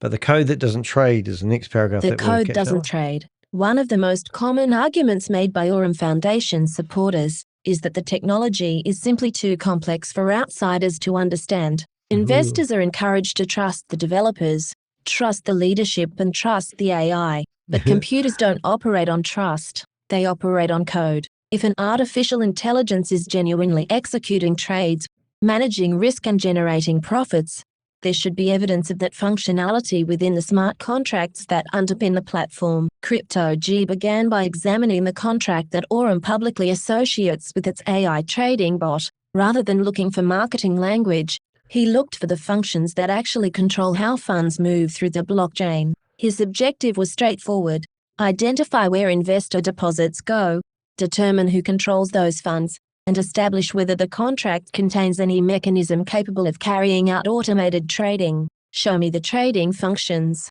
That was effectively the question driving the entire analysis. According to CryptoG's report, the answer was unexpected. Instead of finding code that interacted with cryptocurrency exchanges to execute trades on behalf of investors, he concluded that the contract primarily performs a much simpler task: accepting deposits and directing funds into liquidity pools. He found no identifiable trading logic that would support AURUM's public claims of AI-driven market activity. While the contract contains administrative functions allowing authorized parties to manage assets, the report argues it does not contain the sophisticated trading mechanisms investors are repeatedly told are generating their daily returns. If that assessment is correct, the implications are significant. AURUM's public narrative: AI analyzes the market, executes profitable trades, and shares those profits with participants. CryptoG's blockchain analysis: the examined smart contract contains no observable trading logic consistent with those public claims.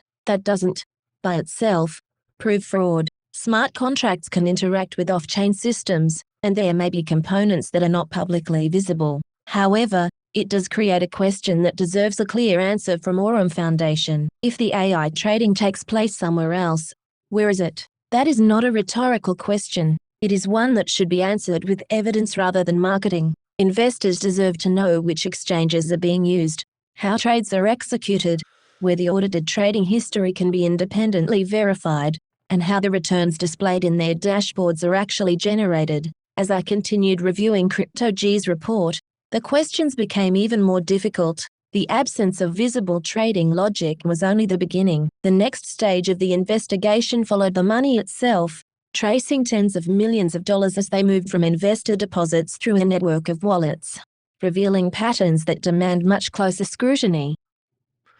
The only problem I've got here is I get sort of caught into it. If I use ChatGPT, it's now gone crazy and it's got me. Russian fires the first warning shot. Now we've got Nigeria, and there's friggin' 7 warnings. So we're going to have 7 paragraphs with all the government warnings, which, to be honest, I don't really want to have 7 paragraphs in the blog. But then I've got this oxymoron side of me that says, why won't you? Why shouldn't we? Because all these warnings have had months of research from each country. And now we've got the actual facts from, the New Zealand financials markets, the Nigerian, the Russian. When Russia and Nigeria are the first people to put out these warnings, it's pretty big. So I think we are going to keep them, which is fantastic. But anyway, I might just read one of them to see what this one says. It had arrived home. Okay, so let's just see, read aloud, copy that one. Let's see what it says about New Zealand. New Zealand brings the warning home on the 14th May 2026. The investigation reached my own backyard when New Zealand's Financial Markets Authority published a caution about AURUM Foundation. The FMA confirmed that AURUM was being promoted to New Zealand consumers through social media and personal networks. That detail matters.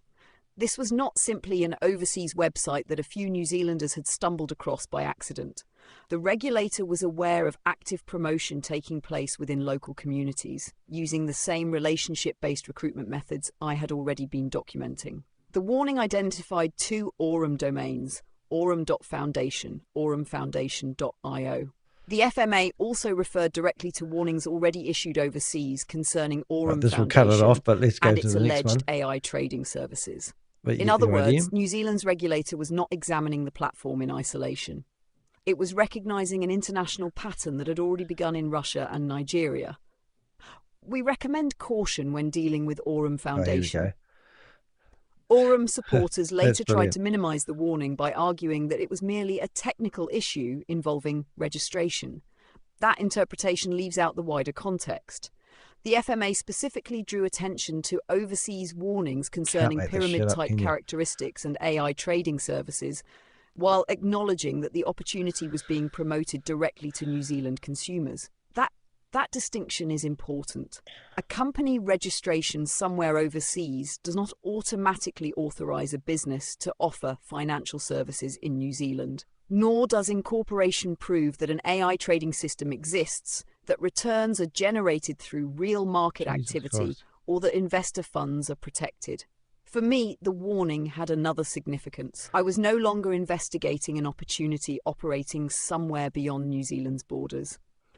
AURUM's promoters had brought it directly into local networks. And our own paragraph before I copy it through, but we'll I think now we move away from the regulators and start putting faces to the scheme. This changes the pace again and keeps readers engaged.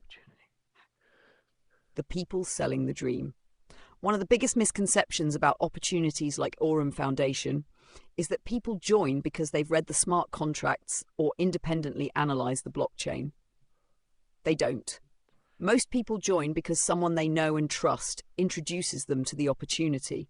That might be a friend, a family member, a church acquaintance, a respected business owner, a social media influencer, or someone presenting themselves as a successful entrepreneur who appears to have already achieved the lifestyle many people aspire to. That's how trust is transferred. Very few presentations begin by explaining liquidity pools, smart contracts, or blockchain architecture. Instead, they begin with emotion. The audience is shown financial freedom, passive income, early retirement, and the promise that artificial intelligence has finally made consistent wealth available to ordinary people. Once that emotional connection has been established, the technical questions tend to disappear. A familiar pattern. Over the years, I've investigated hundreds of investment schemes, and although the products constantly change, the recruitment strategy rarely does. The language evolves, the technology evolves, the buzzwords evolve. But the sales psychology remains remarkably consistent. People are encouraged to believe they have discovered something exclusive before the rest of the world catches on. Questions become negativity. Skepticism becomes fear. Independent verification becomes unnecessary because someone else claims to have already done the research. That pattern was evident throughout AURUM's promotional material. As this investigation progressed, I began documenting the individuals publicly promoting AURUM Foundation and, more recently, NEYRO. Some hosted webinars, others produced YouTube videos, appeared on podcasts, organised Zoom meetings, or built communities across Telegram, Facebook, and LinkedIn. Many described themselves as educators rather than salespeople, despite actively encouraging people to join the platform through their referral links. This section is not about attacking people for holding an opinion. It is about accountability.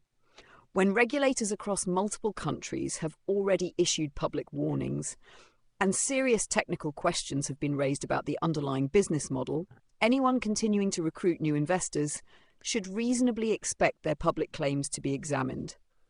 The individuals featured in the following sections have all chosen to promote AURUM or NEYRO publicly. Their own videos, presentations, social media posts and marketing material form part of the evidence examined throughout this investigation. I actually think this is where the article will become difficult for promoters to dismiss. Up until now, you've been dealing with code, blockchain data, and regulators.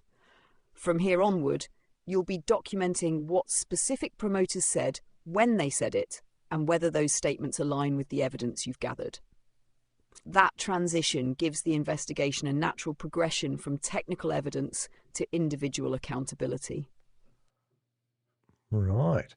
That's good. All right. So the illusion of credibility, blockchain, all this sort of stuff. I'm just wondering if I go next. I'm sure we've got off. We must be just about finished. It seems like you have gone off topic a little bit, but I could be wrong. But this is a brilliant blog, so why stop? We didn't come this far to only come this far. Let's see what it says. What have we got here? I actually agree with you, really. Surprise, surprise. Right. Well, breaking the illusion. So the thing. Oh, look, it's going to be. What has it gone off on? It's basically, I actually agree about. I think we've got to start this investigation review. Well, what do we do from here? So now we've got. So what's it saying? LinkedIn, rabbit hole, Reddit warnings. Oh my goodness, it's going to be. Okay, so I'm lost now. I'm lost now. I don't know what to do. Do we just continue writing a marathon? Or do we restructure some of the blog? You need to tell me what you recommend, and let's do it.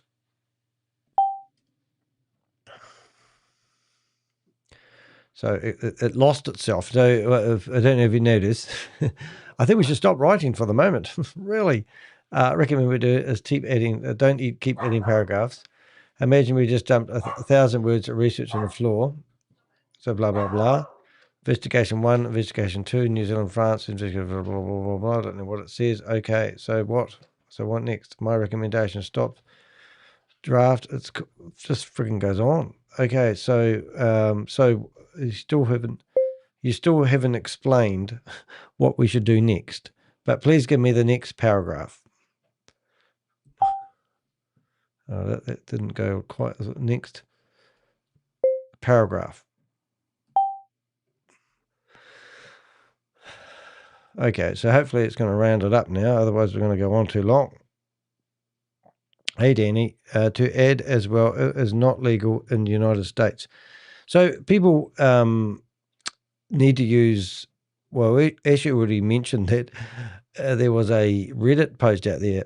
Yeah, well, that's exactly what you're saying. Just reading your comments now. Actually, a Reddit post out there telling people that to use it, you've got to use a VPN. What the heck?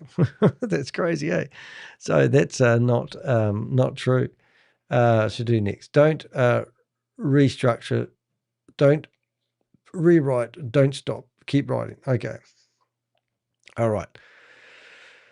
Okay. As I said, what we could actually do.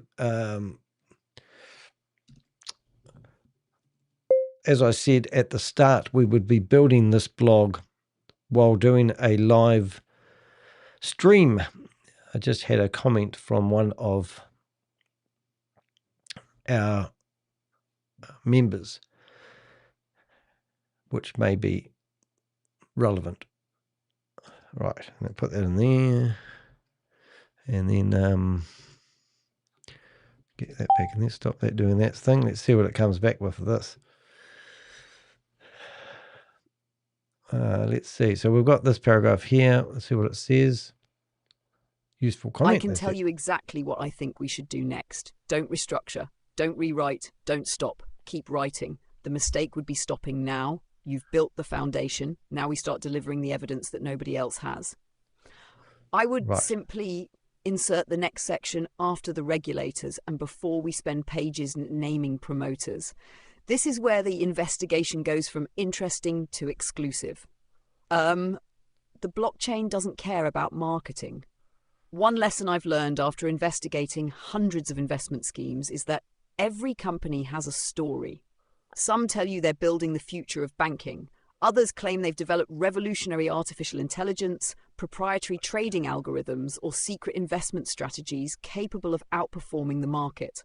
The stories so crazy, are isn't it? always different. The evidence is what matters. That is why CryptoG's report became such an important part of this investigation. It shifted the discussion away from presentations, testimonials, and promotional videos and back to something far more objective. All right, so let's go through and stop that. Unlike a website, the blockchain cannot quietly remove a claim after it has been challenged. It cannot edit yesterday's transactions. In the chat room, it's probably going to throw me into That's actually a useful comment, but I'd be careful how you use it. The statement, AURUM is not legal in the United States, is broader than the evidence you've gathered. Unless you have a US regulator expressly saying that, I'd avoid making that claim. Likewise, saying it's a Ponzi scheme should be presented as the opinion of the commenter, not as an established fact. However, the comment does highlight something worth investigating, whether US-based individuals are accessing AURUM using VPNs or other workarounds because of geographic restrictions. So that's what we can do. If you can verify that through AURUM's own terms, technical restrictions or promotional material, that becomes evidence. For the live stream, I'd reply to the comment. Legal in America. For the comment, the VPN point is interesting and it's something I'll look into further. For this investigation, I'm sticking to what I can prove with evidence. We already have blockchain analysis, regulatory warnings from multiple countries, and extensive promotional material. If there is credible evidence that US residents are being encouraged to bypass restrictions or that AURUM is actively... Fair comment. Can we please have the next paragraph? Oh my God. I want every conclusion in this blog to be supported by documents, code, blockchain data, or official records. Stop. So what happens is, if I say, now I use voice commands, ChatGPT's got so smart that if I say next paragraph, it automatically does it. Thank you for the reply to the comment. Can I please have the next section?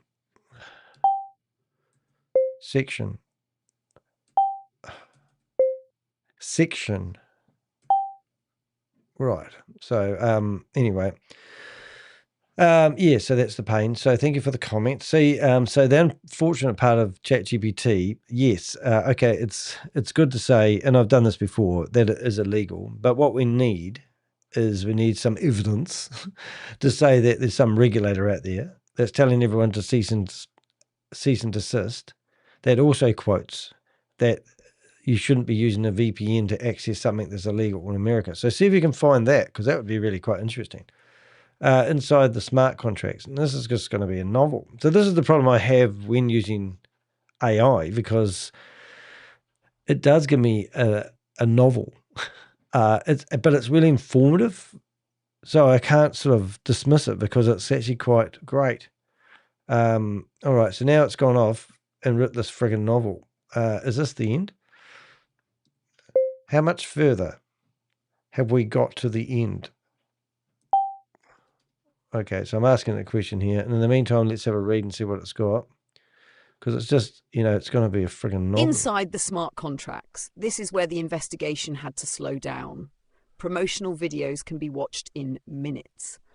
A blockchain transaction can be followed with a block explorer. Smart contracts are different. They require patience, technical knowledge, and a willingness to separate what the code actually does from what people claim it does. CryptoG examined the contracts associated with the AURUM ecosystem, looking for something very specific, the mechanism responsible for the advertised AI trading activity. If investor funds were genuinely being deployed through an automated trading strategy, there should be some identifiable pathway connecting deposits to that activity. That might involve interactions with exchanges, decentralized trading protocols, liquidity pools, external contracts, automated execution functions, or other on-chain behavior consistent with active trading. According to CryptoG's analysis, the evidence was not apparent. What he identified instead were functions associated with receiving funds, managing liquidity, and retaining administrative control over parts of the system. That distinction matters. A contract moving tokens into a liquidity pool is not the same as an AI executing a trading strategy. A contract redistributing funds is not proof that external profits were generated. An automated function is not automatically an artificial intelligence system. The word automated is frequently used in cryptocurrency marketing because it sounds technical and sophisticated. But many smart contracts are automated. They follow coded instructions whenever specific conditions are met. Another problem I have alone does with ChatGPT, because I've told it that I'm doing a live broadcast to build this blog. So we're live. And now it says, I also have one suggestion that I think will make this your best article. When I finish writing, don't publish it immediately. Well, I'm writing it live. Let's spend one session doing nothing except editing, not rewriting. So it won't have the memory power to actually do it, which is crazy. But anyway, so I'm just going to carry on with it until we end. And if we finish up with a massive blog, it's just a blog on the internet that's too long. But if I was to rewrite it, I will spend all my time in my life rewriting it to be more precise. Now, people aren't going to read this blog because they don't have time and they're all busy, like people who don't like watching my long form content. I get it. But I could just tell people it's a scam, and then I spend like 200 messages back and forth explaining to them while it's a scam. And they go, oh, I haven't got time to read all that. I've just got money to burn and I want to give it to the scam. And I go, okay, then we'll just bugger off. Literally what I tell people sometimes. So, yeah, so we've got follow the money, and I'm assuming that ChatGPT is starting to feel guilty about the length of the blog, and hopefully it won't give me another paragraph when I type the word next in there. If I asked it to give me all the blog all in one go, I'll show you what happens at the end. But anyway, you're learning what I do and how I write these blogs anyway, I hope. Okay, following the money. Here we go, following the money. If the smart contracts raised questions, the movement of funds raised even more. CryptoG's analysis didn't stop at examining the code. The next step was to follow the flow of cryptocurrency across the blockchain and determine what happened after investors deposited their money. Unlike traditional banking, public blockchains allow anyone to trace transactions between wallets. Every transfer is recorded, time-stamped, and permanently preserved. While a wallet address doesn't automatically identify its owner, the movement of funds can still reveal patterns that deserve closer examination. During the period analysed, one of the primary wallets associated with the ecosystem received approximately $31.7 million through more than 120 inbound transactions. According to CryptoG's report, approximately $30.5 million was subsequently redistributed across a network of connected wallets and contracts. Those figures are significant. By themselves, however, they do not prove fraud, profitability, or the existence of genuine trading activity. They simply establish one undeniable fact. Large amounts of investor capital were moving through the system. That naturally leads to the next question. What economic activity generated the returns being promised to members? If the platform's public claims are accurate, investigators would expect to find evidence capable of linking investor deposits to profitable external trading activity. Whether those trades occurred... Okay, well, how many more nexuses can we have before it says we've had enough? I like the long form content. Obviously I like going on for ages, but, I've been on here for an hour 45. We've written it. If you were investing $250,000, the right of reply, I'm not going to give them a right of reply. Look, we've already given them a right of reply. I've already given them a right of reply. They don't care, and they don't respond. So is this a summary of our last write and reply? And if we're giving them a summary of our last write and reply, aren't we repeating stuff in our first blog? So you've got to talk to...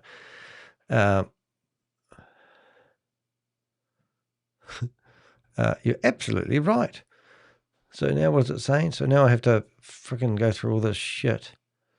What have we got? So what's it saying I should do? You're absolutely right. Of course I am. And I think I've identified where I went wrong. I slipped into writing a generic investigative ending, whereas this isn't a generic investigation. This is part 2 of an ongoing investigation. Yep. You've already published the first investigation, given AURUM a right of reply, waited, received little or no meaningful response, then reopened the investigation because of CryptoG's blockchain analysis. So there is no need for another right of reply section. It simply repeats what readers already know from the first article. Here. So I'm guessing ignore your last section. Now give me the next section, but don't explain it because I'm dyslexic and I don't read your words. I just want the paragraph or section to put into the blog. Okay. That's the value of a follow-up investigation. I think we've only got 2 sections left. What has changed since our first investigation?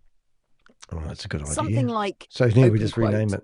when I published my first investigation into AURUM Foundation. Let's see what it says. What has changed since my first investigation? Nothing. When I published my first investigation into AURUM Foundation, the focus was on the company's public claims, its compensation model, and the growing number of regulatory warnings emerging from around the world. Those issues remain relevant today, but they are no longer the biggest story. What has changed is the evidence. This investigation introduced an entirely new dimension through CryptoG's independent blockchain forensic analysis. Instead of relying solely on promotional videos, webinars, and marketing presentations, we were able to examine the smart contracts, trace the movement of funds, and compare the technical evidence with the claims being made to investors. The findings raised important questions. If AI trading is responsible for generating member returns. Okay, you've forgotten to give me a few bold words to make it easier to read on some of the sections. Now that we've finished the blog, you can give me the sections as I originally asked, with some bold words to make it easier to read. You lost your way on a few of the sections, so I'm going to give them back to you so you can bold some of the words for me. All right, here we go. All right, let's go. The first one, it's going to think, I'm sorry. Let's see what it says. Oh, look at that. Now we've got too many bold words. And recruitment effort. Now you've got too many bold words. Please give it to me again. So it goes, it's like consistency when using AI is just friggin' impossible. So I asked for some bold words, and now we're up to looking beyond the dashboard. And it'll probably tell me that, oh, I've decided to improve my writing at this stage, investigation. Have we gone on a novel? Have we, unanswered. Let's go back to unanswered. Let's have a look at the blog and see, did it give unanswered? Yes, it has. So it's given me the right one. That's good. And now we're waiting for the copy. Copy, and I can go V for paste. And now it's given us some bold words. Go back and give that a nice bold word. And now we'll go back and give it the people behind the promotion, where it's got no bold words. So it won't look anything like the rest of the paragraphs, but let's go in there and check on that. Then it will go, oh, that's right. I forgot to add a few bold words. I'll add them in now, Danny. Oh, God, thank you very much. Very kind. Pixel. Hear him barking. Dog's going to bark. You can hear him warming up. He hears the dog bark outside, and he's like, it's my job. I'm going to bark. Anyway, so then we go to the investigation. So now I have to check. The last word's going to be the word investigation, and there it is. Now we wait for those little wee buttons to pop up at the bottom. Right, copy that, go back to the blog, and hopefully we can post it. V, hasn't used too many words, not too many. That, and now we come down to the last section where it's just got all plain text, no bold words. Then we come here. Now, let's go. Let's go surfing tonight. Alrighty. What has changed since my first investigation? Now we're getting too many bold words, aren't we? Oh, it's on the verge. You're starting to get too many bold words. I don't know. Have we got consistently? It's just like you're going crazy on bold words. It's like too many bold words. It's too many.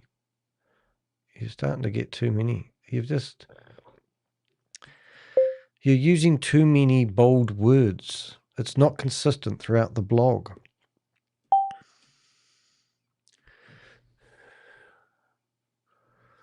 Searching the project. It says, oh, you have told me. Yes, I agree. Of course you agree with me. what has changed? So now it's starting to write. Now I tell it off.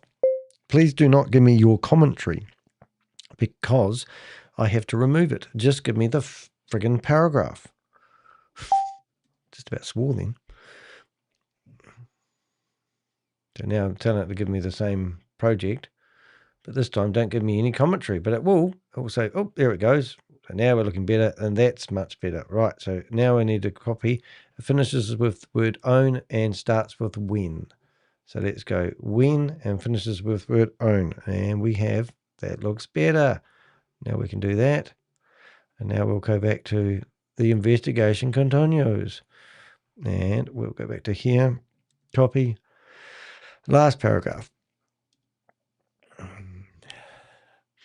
And then it will grab the paragraph and hopefully it will be perfect. And then I'll go, how do I get you to give me the same content consistently every time I write a blog? And that's when I get my commands. It helps me out. So it should end with the word continues. It does. And now I come to here. So now what I do is I get the whole lot and I go into previewed. Previewed. Is that a word? Previewed.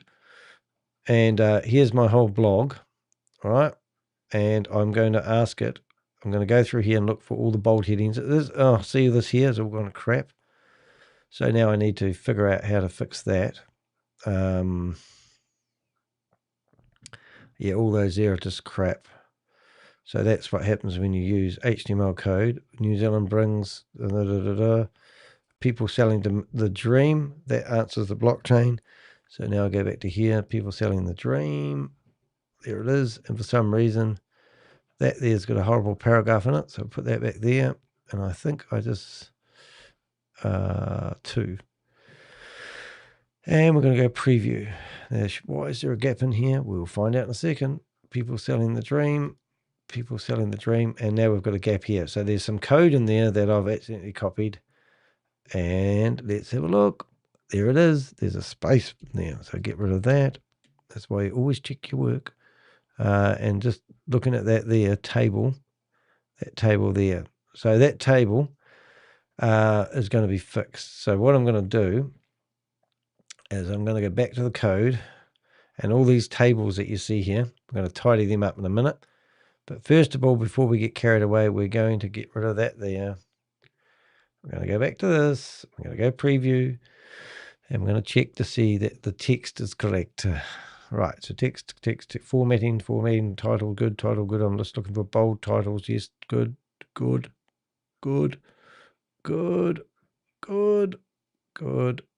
Yep, that was a smaller one intentionally, so it's good. Well, we're looking great. Wouldn't want to read this one here. Proof of the burden. So that is smaller, but it should be bold. So let's go back here. Proof of the thing, and that means that can be bold, and that will look a lot nicer. Save the draft. Follow the money's not bold, so you got to pick up all this stuff. So follow the money's not bold. Go here, and because I must have got out of sequence here, check them all now before we get to there. That one's all right. That one's all right. That one's all right. And we're all good. So I can save the draft, open that, and hopefully when I hit refresh, follow the money will be a bit chunkier. Yep, a bit chunkier. Right, follow the money. Looking good. It is a marathon of a blog.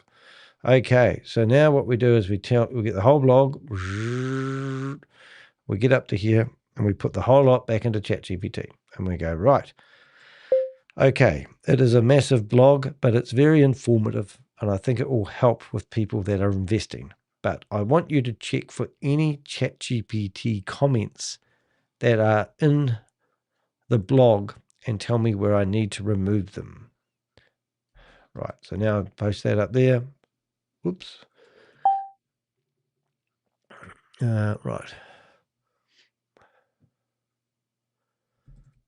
Also, if there's anything that needs updating, which is wrong, please let us know. So let's have a look. So we give it back its own blog. It now analyzes its own blog that it's written, and it's going to go, oh my God, it's quite long, isn't it? And I'll go, no shit, Sherlock.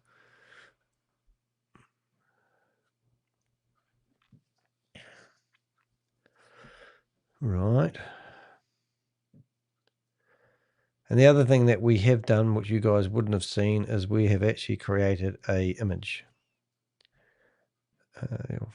Where are we? Image. Did I put it in here? Ooh, maybe I didn't. And what was this one? AURUM. Have I got it in here? One trade, super fab, super. Did I create Novatech? Oh, it'll be around here somewhere. AURUM. There it is. Look at that. So I'll go there and get rid of that and get rid of that. And then I'll put the lovely image that we created for this thumbnail, which I don't know if it's going to cut the mustard, but let's have a look. Is that one? Yeah. Alrighty. So is that going to be good enough? Live investigation. Maybe it is. And maybe we can keep that there. Maybe we don't need a new image. That's what I was going to ask it to create, but I don't think we need to. I think we might just leave the image there. Avenger Anti-Fraud Alliance, AAA, investigate, analyze, expose, and protect. No scams, only truth. And we've got all the big live investigation. Security alert, Crypto G in there looking good. All right, I think we've done ourselves ecosystem. I think that's pretty cool. So now we just need to go back and see what ChatGPT says. Right, so let's see if it's asking us to do some shit. Let's have a look. I checked the entire blog. Did you really? ChatGPT comments to remove.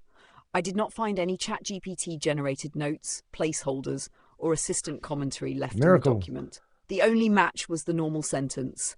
Open quote is not the same as an AI executing a trading strategy. Close quote. My search picked that up because it contains the words as an AI, but it is part of the article and does not need to be removed. Well, thanks for telling me something. Things I would update before publishing.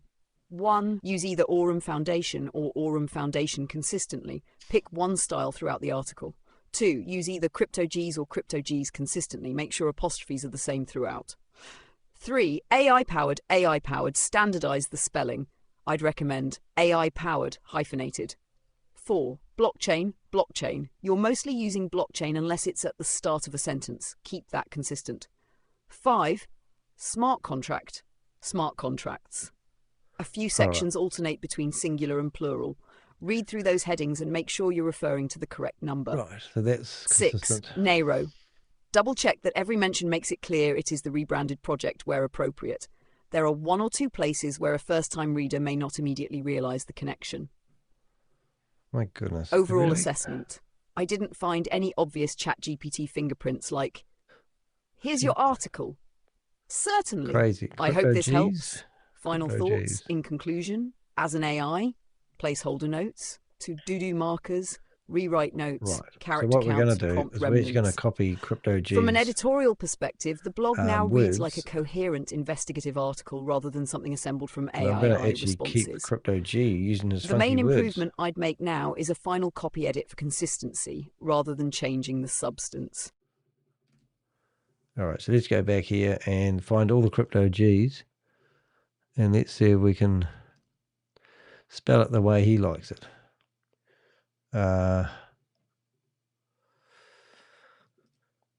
2 C's, because that's how Crypto G likes his name spelt. So, oh my God, there's 21 of them. This is going to be boring. Excuse my boringness.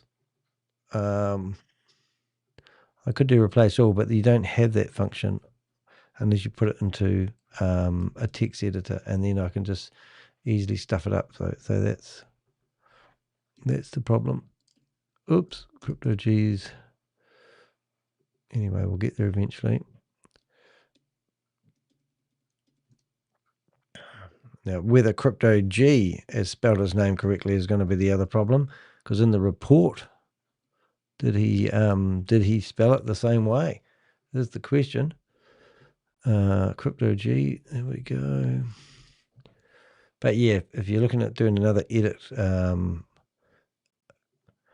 WordPress, make it that you can actually paste stuff. Would be really cool. That should have been apostrophe S.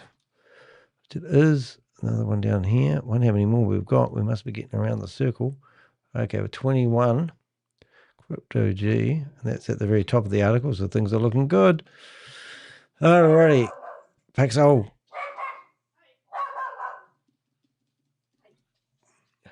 And there's another one. Right. Right. We got, no, we still, how many cryptos G's do we put in this? Dog is, if he's going to get told off, that doggy, little Pixel, thinks he's a ferocious story. Oh, here we go. Wonder if it's going to let me have the bold. It did. Crypto G. Oh, you spend hours doing this, Danny. So I get paid the big bucks, you know. What's today? Thursday. I've got a very exciting day tomorrow. I'll tell you, I'm going to the courts, which I'm really excited about. And I've started up my first time ever. I've decided to take somebody to court for not doing something they should do, which is quite exciting. And it's so far looking pretty good. And it'll be interesting to see what happens. And I'll give you an update afterwards, of course, because the person in question is probably watching me right now. But anyway, it's going to be kind of exciting, just to be really frank. Now, the question is, do I make Crypto G's word bold every time we mention Crypto G? That is the question, isn't it? I personally would like to, but I don't know if that's going to be, I don't look, it looks good with the, anyway, I think we've been pedantic. All right, so now what we need to do is the powered blockchain. So it's telling us to use the word blockchain consistently as well.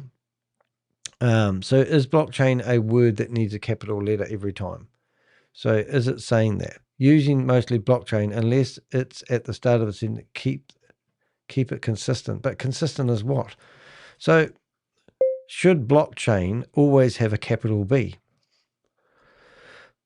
Because that's what I would be asking. Always have a capital B. Oh, God.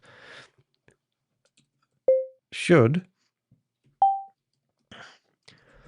always have a capital B because it's a name. Things you got to ask. Searching. Let's have a look. No, in fact, the industry standard is lowercase. Well, there you go. That's good to know. Right, and then it gives you a whole novel. So what have we got? So we're using, I'm going to tell it what we've done. We're going to go crypto.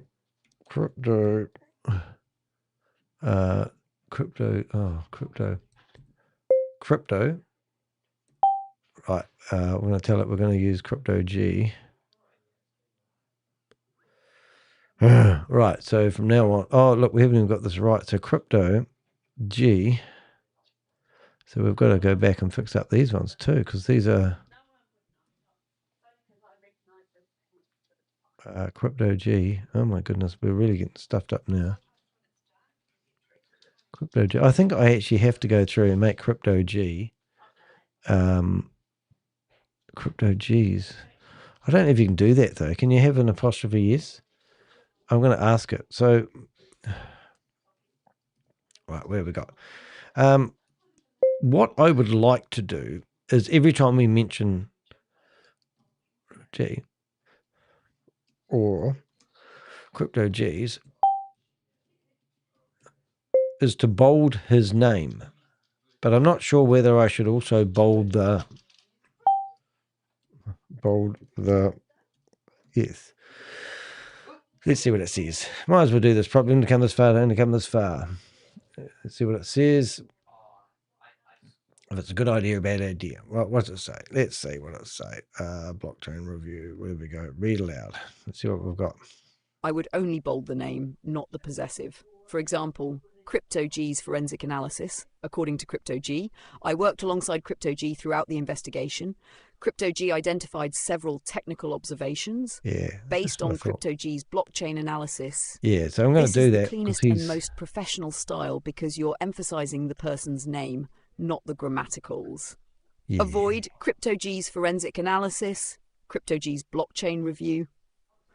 Keeping these outside the bold also makes it visually consistent with how books, newspapers, and magazines typically format possessive names. I'm going to do it anyway. Because it's Crypto J. He's a man. We're so lucky to have him. You too, Susie, in case you're wondering, in case you're watching. Okay, so Crypto G. So crypto G is going to be bold throughout the article. And oh my God, oh my goodness, these are actually spelt different as well.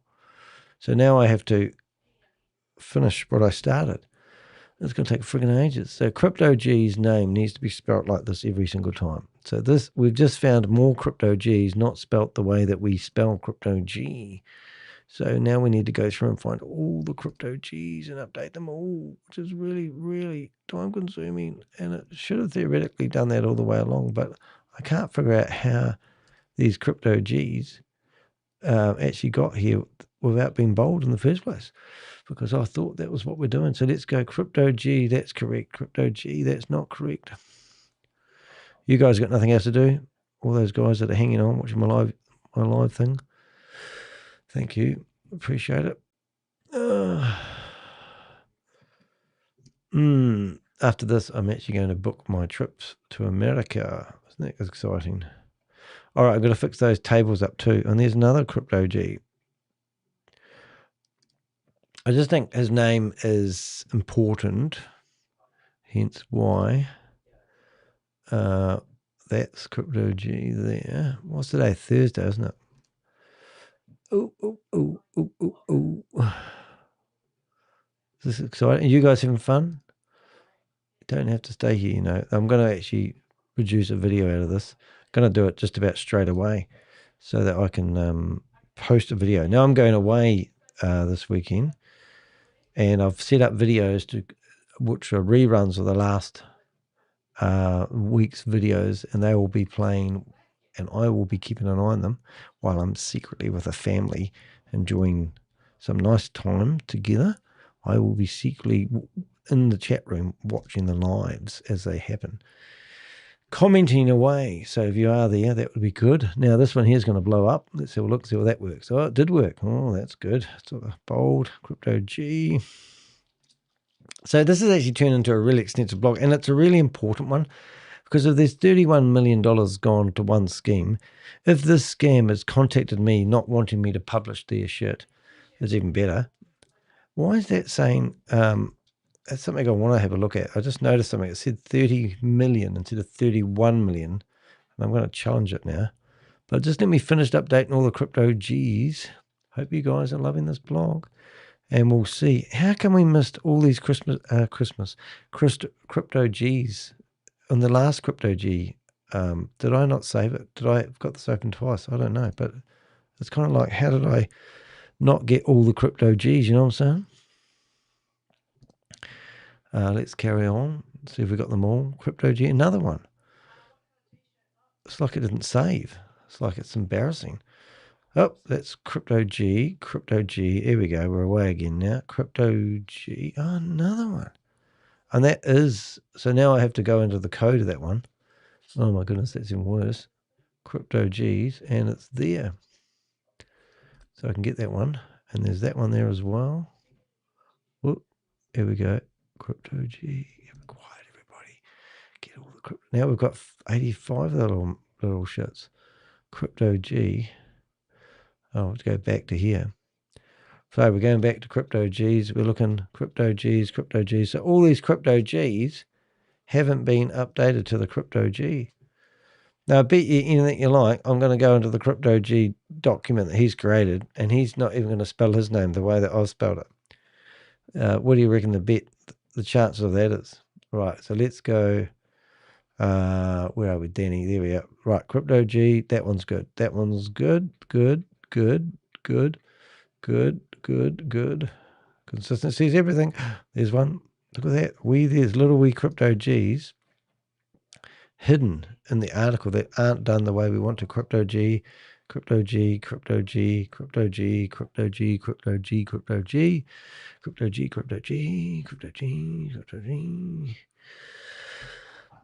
see if we can find a crypto G that isn't done. Oh, yeah. Oop. Right. Oh, there's a whole, I think we're getting them all. I think we've done it. I'm going to say we've done it. And if not, well, you can sue me. All right. Save the draft. Now, there's a couple of extra things I noticed. We need to work on tables. Now, tables are an interesting thing when doing this sort of stuff. All right. Now, you won't realize this, but if I go into, let's go back to my builder. Oops, I've done it wrong. I meant to go back to my default editor. I go back to my visual aids, and I go back to here. Now, you might have noticed something just popped up then. I think I clicked the wrong button, but never mind. It's not important. So now what we're going to do is we are going to here, and we're going to add an element. And we're going to add a table. There it is. And it's asking us what style we want. Style 1, style 2, from my experience, style 2. So now we have a table. Alrighty. Now, what I'm going to do is I'm going to go into the code of this table, and you'll see that the div is the style of the table, and it's 100%. And then at the end, I need to remember to do a div. So what does that mean, you're saying? Why is Danny showing me that? Well, just because he can, he's going to go back to here, and now we come down here and we get our tables. Now remember those tables that look like crap? These ones here, the culprits? I now need to go into here, and I need to go back, and I need to get the table, and I need to go there, and now I need to end with a /div, but I'm not sure. I think the div is going to be /div/. I think that's going to be right. And then I'm going to come down here until I meet my next table, which is here. I'm going to highlight that table. And the tables are going to be 100%, and they're going to finish with a /div. Hate using divs, just saying. And then we come down here as another table. Yes, here it is. We're taking out that table here, and we come down to here, and we're now going to end with a div. And it should have a /, which I didn't put it in there. Right, and now what we have come up with, hopefully there's no table. If we go back and we go save the draft, and now we're going to go preview, we should have nice looking tables. So hopefully, wish me luck, this should refresh. There we go. Now we're going to come down here, and hopefully we're either going to have really nice looking tables, or it's going to be a disaster beyond. Look at that. So now we've got nice looking tables that alternate in color, but you can see the none is too close. So that is a problem, but let me worry about that in a minute. Let's come down here and check the next one. Yes, that's good. And that's good. And next one, the last one, that's cool. So now we need to fix reading these warning and formulas, reading these together, something entirely right. So now we need to go to these tables, and there's other ways that you can do it. So I can now go into here, and I can see, I can probably somehow go into this here and go edit that. I can probably come down here and now see the table somewhere. There it is. And I can either cheat, and I could put a space in there, or I could go to there and look at the end of the table, and I could just try doing something simple like that. Right, that's one way of doing it. And I could now save that. I come up here and I tell it to save. All right, and I come back to here, and we just have a look to see whether that simple space at the end actually made a difference. Once it refreshes, I'll go rushing down here until I find the first table, and it made no difference at all. Alrighty, so what I can do, there's a few things I can do. I'll come back to here, and I could get the table, and I could have a look at that there again. And now I could put something as simple as a P in front of it, which is a paragraph, which I don't think is going to work. But anyway, well, let's just try these things. And then I'm going to put a /P at the end. And I'm just going to try to do that for all the other tables because I can while I'm here. So we've got a P and a /P. And once again, the last table, and it probably won't work. And you're probably wondering why Danny's spent all day on this live teaching people how to put a P at the end of his table and wonder why he does that. All right, P, because I'm a perfectionist, really. Save. And then we go to publish. Not publish, but save it. And now if we go to preview, we may have fixed the problem. And on a mobile phone, it probably looks great, but on a browser, it doesn't, or vice versa. You never really know. And that's made it even worse. It hasn't done anything. So it's just a pain in the bum. So there is another solution. There is another solution. We're going to come back here. We're actually going to go back into default. we're going to go to here, and we are going to add a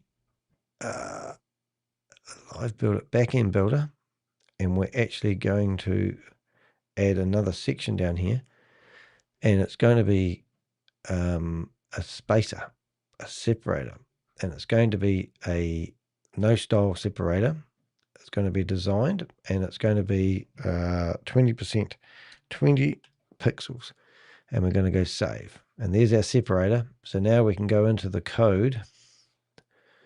Welcome to my life. And hopefully at the very end, there should be some code. And the code is here. There it is, a fusion separator and column row, fusion separator, builder column, row, container. Don't know, I'm stuffed up now, getting a bit hard. I'm wondering if it's got no div in it, has it? No. Okay, so color, column, user row, and container. There's just a container thing that I don't like here. I'm lost. A bit tired, I think. Let's use tired. So technically speaking, I could do away with all that code that you see here. Trust me, back quote, and get rid of all that container stuff, right? And then I could go to the very end here and tell it I don't want that separator and that code there, right? And then what I do is I come to the code, which is the table code, and here it is, and I can see the dividends, and I could just put the separator at the end, and that should hopefully just fix my problem, which you probably don't even realize is a problem, more of thinking it doesn't really matter, and that there will fix my problem. And the last one, which is here, and at the end of the day, we should have hopefully no extra code. So now we go to visual, all right, and we've got all this code that you're thinking, what the heck's that all about? And if I save the draft and click preview, we should have what looks like our original blog back, and we go preview, and when that refreshes, we should have tables. And that's why I don't use tables, ladies and gentlemen, because they just screw things up for me. And look, and then I can see an extra bit of code in here, which I don't want, and that's good because that was the code I wasn't sure whether I should make or not. So now I could come here, I can find that code, and that's what I do all day long.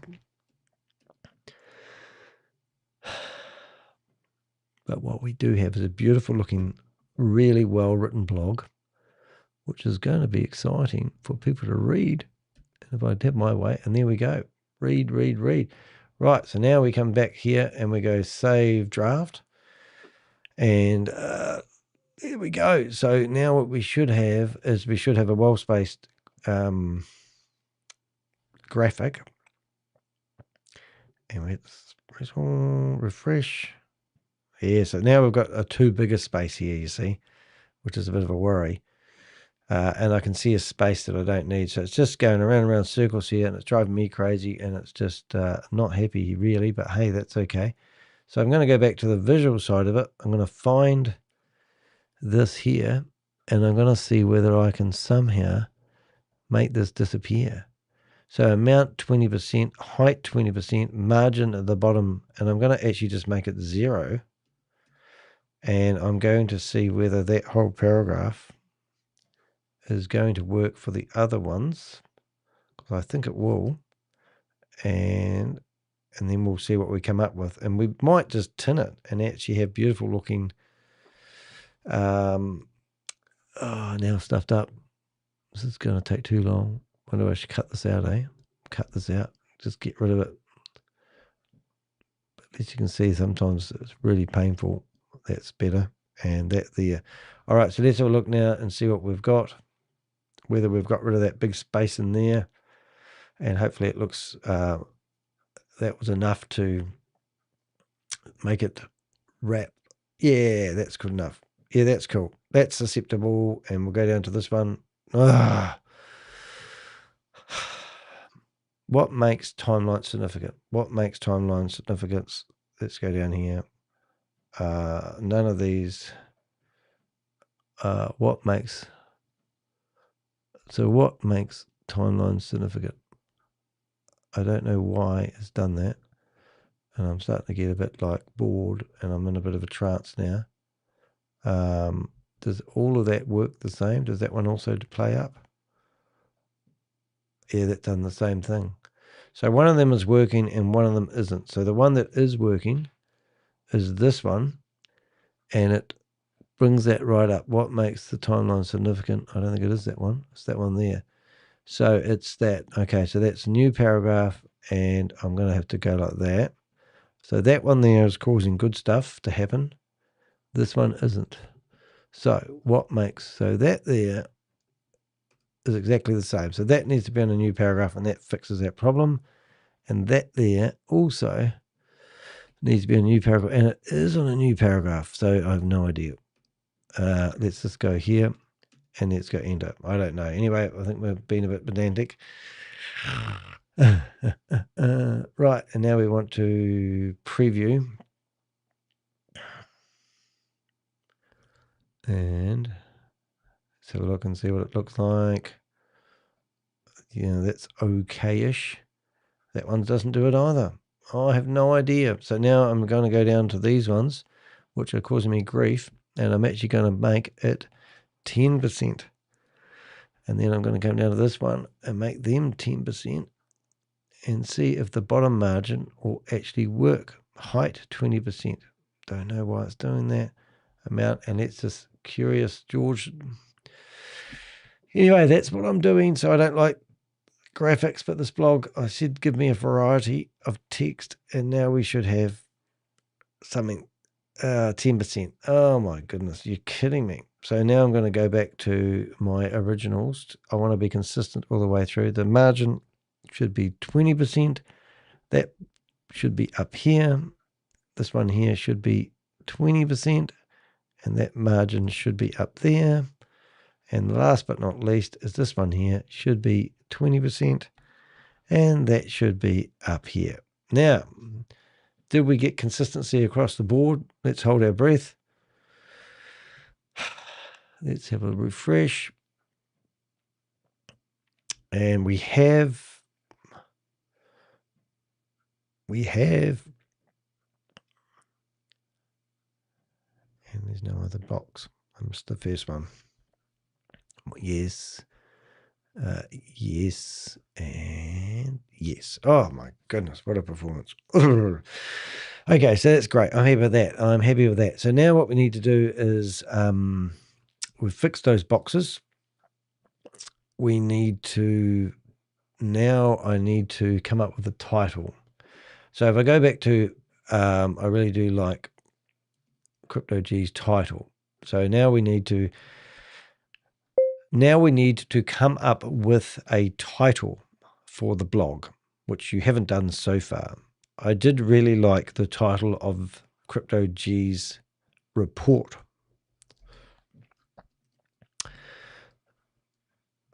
Right, okay. We do actually have 100 characters maximum. You normally give me 85 because you can't count. But if you can give me a title for the blog similar to the report, then give me exactly 100 characters or less, but not more than 100 characters because I can't use it. All right, let's see what it says. See what it says and what it recommends as a title, and then I'll tell you the character count. And why is the character count important? Oh my good, now we make it a sciencey thing. So that is 83 characters. As predicted, you've given me 83 characters. Do you not listen to what I say? Or can't you count? Right, okay, so now I give it an example and I tell it you can't count. So I know ChatGPT, and it's going to go away and go, oh, sorry, here's 50 other titles that you could use, And all I want is one title that's best for SEO. Hopefully this title is good for SEO. I want it to be easy for people to search, Google, find my article so we can warn investors. SEO. SEO, not SEC. Investigation. That looks pretty good to me, actually. I can tell you now that is 98 characters. Let's have a look. So I'm just going to go away and count that my own little way. And that is exactly 100 characters. That is friggin' hilarious. So now we have the blockchain investigation. You can't beat this shit, ladies and gentlemen. And that is 100 characters exactly. So I'm wrapped with that title. I'm really happy. Danny's happy. So now what Danny's going to do is now say, I've got a command. That is an excellent title. I don't know why you don't just give me it in the first place instead of giving me multiple options. So we're definitely going to use right, and now I need it to give me all the keywords. Right, so now we go away and we're happy. So first thing I'm going to do is rename this investigation. Remove. Right, so now we're going to go. Right, so now we've got all the keywords that we need. We'll put them in the blog over here, blog investigation. And now we have got, am I still talking? Oh, leave me alone. I'll leave the thing on. It's really painful sometimes. My life is just horrible. We've now got a 160 word description, which is really important, which you can listen to. A blockchain investigation into AURUM Foundation and NEYRO examines AI trading claims, smart contracts and the evidence behind the marketing. Right, perfect length. And also we have blockchain investigation. So now we go through and we give it a title with a short title. Great. Now, this is the best blog. This is the best blog that we've written for a long time. I'm wondering if we need to create a new thumbnail or we should simply use the one that we did previously. Right. So first of all, we're going to give it, let's go down to my stuff. So we've got, we're going to have me in it. We're going to have Crypto G in it. We're going to have my no scam logo in it. And then we were also going to have this in it. And what else do we need to have in there? Let's have a look. So now I'm going to go to notes. I'm going to go to prompts. And I'm going to tell it the prompt that I normally use. Incorporating the blog that we've now finished, using any additional things to enhance the thumbnail for the blog, please create me an improved version of the original image that we've already created, or any recommendations of me doing a deep investigation into this company and its claims, and also giving credit to Crypto G for his amazing investigation. Now, that's the thing, is what we want to do is we want to make sure that we give it the right name for Crypto G. And we tell it Crypto G for his amazing investigation. Right, so let's see what it comes up with. Chuck that away, and now we should be getting close to, I'm actually going to publish what we have done. So that will go live onto my website right now. And we will be able to see this, but there won't be an image. So now we've got that title. We need to go back to here, and we need to update. This was the thumbnail for the live that we're doing right now, but now we have the official title. We want to make sure that the image is the same name,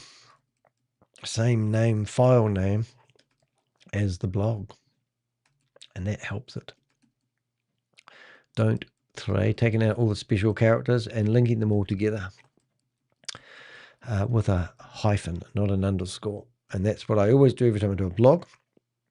Rightio, and now we're going to go back and see what it produces, which is always very exciting because you never know what's going to do. Obviously, it's going to get better. Do some exercise on my finger while I'm waiting. I broke my finger a wee while ago. Oh, that was quick. Too quick. Too quick. What have we got now? Exposed. Have a look. Let's see what we've got. AURUM exposed. AURUM Foundation and NEYRO exposed. The AI trading bot that doesn't trade. Boom. Right. And excellent. And now you can go back and you can come back to it and yell at it again and go, why? Please update my logo on my t-shirt for my actual logo rather than creating one that doesn't exist. Right. It's like me getting pissed off with it. Pixel, go for a walk with Mum. Pixel's running around the house because he doesn't want his collar put on. It's crazy. Look, you, come here. Come on. Yeah. Pixel, come here. Out. That dog. Pixel, well, he doesn't want to. If you could see what happens right now, it's crazy. The scripter is on the floor trying to convince the dog to put his lead on to go for a walk. As soon as the lead goes on, it goes, I'm happy. Happy to go for a walk, but all the time before that, it's deciding that it will not have its lead on. Anyway, let's see if it's going to update. So let's see if we get the same awesome picture when I tell it to put my logo on my shirt.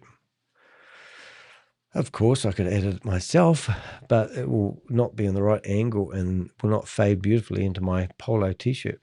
So let's see what it comes up with. See you, Pixel. Alrighty. And then in a minute. So now we should have an amazing blog with proof of the pay thing. It's quite interesting with the donations that I get along the way. This guy here has donated $1,000. I refunded him $1,000. Now when I go into my Ko-Fi account, it tells me my number one donator is him, even though I refunded him. It annoys me. So this guy's not going to go away for a long time, which is really, really crazy. My original investigation, AI, I'm just wondering if I should include Crypto G's, meeting Crypto G. So I'm going to actually put Crypto G in here. So I want to show you what that's all about in a minute. I'm going to go down to here. And I reopen it. So where we talk about Crypto G, I'm going to see whether we actually have Crypto G in here already. Crypto G. I wonder if I've already got his logo. I don't think I have. No, I haven't. I've got his logo, but not our new logo. So I'm going to actually go into here. I'm going to go see if I've got Crypto G. Is that going to be massive? 41 megabyte. Is that massive? I don't know if it is. Is it? It is quite large, isn't it? Maybe I need to just resize that a little bit. So I'm going to open that up with Photoshop. Ooh, let's see what happens here. And I'll make him about 1,000. Oh, it's looking pretty good for Crypto G. Let's see how big he is. Crypto G is currently 5,000. I'm glad we resized him. 5,000. Or maybe we'll make him 1,200. 1,200, what's a good size? I think we're going to go size. And then we're going to go File, Export, and we're going to go Save for the Web. Then we're going to make him into a PNG, and then we're going to make him transparent. And then we're going to save him, and we're going to call him Crypto G. I don't think I can use the Crypto G like he wants. There is a method of my madness. Oh my goodness, did that not work? Crypto G ping. Okay, so now we're going to go back to... Oh, it's used my logo. Friggin' heck. You feel like swearing at this thing sometimes. It's not the right logo. That is not the logo I updated. I gave you the logo. You whiff. Right. 1 minute, please, caller. We're getting annoyed here. So I'm just going to have a look to see if Crypto G calls himself under here. The same Crypto G spelt the same way that he puts everywhere else. Because otherwise I'll be changing all those. Where's Crypto G? Does he talk about Crypto G? Does he talk about Crypto G? He doesn't talk about Crypto G in the whole article, and it's his thing. Let's see. Why doesn't he not talk about Crypto G in the whole article? Powered by identity. Does he talk about Crypto G? Did he not talk about himself as Crypto G in this whole thing after all? It does not. Maybe I need to listen to some of this. Maybe that might be a good idea. Let's have a listen. AURUM Foundation and NEYRO, the AI trading bot that doesn't trade a blockchain trace of where investor money actually goes. The marketing promises an autonomous AI growing your crypto in your own custody. The code and the money trail show something far simpler. Deposits are pooled, quietly extracted by the operator, and laundered out through a no-ID exchange while impossible returns are invented on a screen. Chains BNB Smart Chain.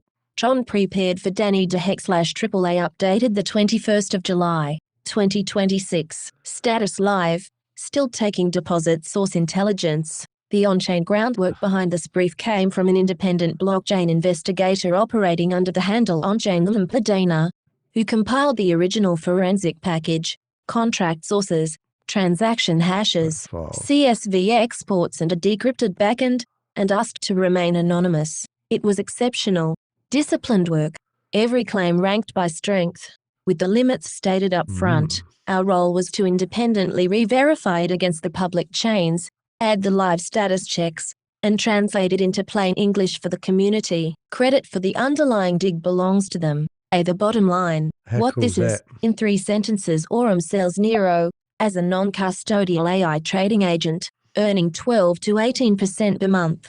In reality, there is no AI and no trading. Your stabler coins are dropped into an ordinary liquidity pool, earning about 0.5% a year, sitting in a contract that only the operator can withdraw from. The operator siphons the money out and sprays it across hundreds of throwaway wallets into a no-ID swap service where the trail is designed to go cold. And, as of tonight, they are still taking new deposits. Unreal. So just listening to what I've heard so far, it's incredible. I'm still trying to save Crypto G's picture on my desktop. I'm just trying to make sure that we can do that with the way we want to. So what we're trying to do here, ladies and gentlemen, is insert Crypto G, got the wrong one, Crypto G's image into the blog, and it's not working the way I want it to. So I'm just making sure. I've got 1.9 megabytes, but I don't know whether it's not working. I think I need to give him another name. Oh, it's complicated to explain my life. 1.9 megabytes. Is that small? It is quite big still. But it won't upload because it's too big. So something's gone wrong here, ladies and gentlemen. And I'm trying to figure it out in real time, and it's not helping. So if I went to the image that I've got on my screen that you can't see, I'm actually telling it to give me a 1,000 times 1,000 image, which is big but not that big, and I'm trying to resize this image. This is going to be an amazing resource for people, because the guy that's written this is a legend. Crypto G is a legend, and together we've got legends. So it's kind of exciting to say the least. I now need to make this a transparent background. I need to Crypto G's, and I'll have to call it avatar.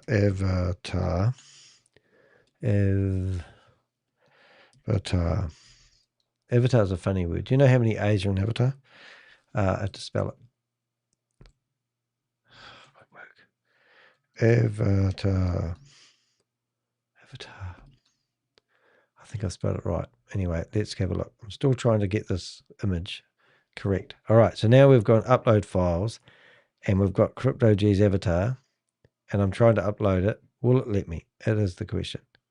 So literally what I need to do is I need to actually save this, update this, right? And I need to actually shut it. Yes, shut it. And then I need to shut it all completely.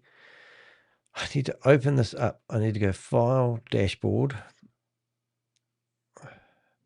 I need to go to the post. I go All Post.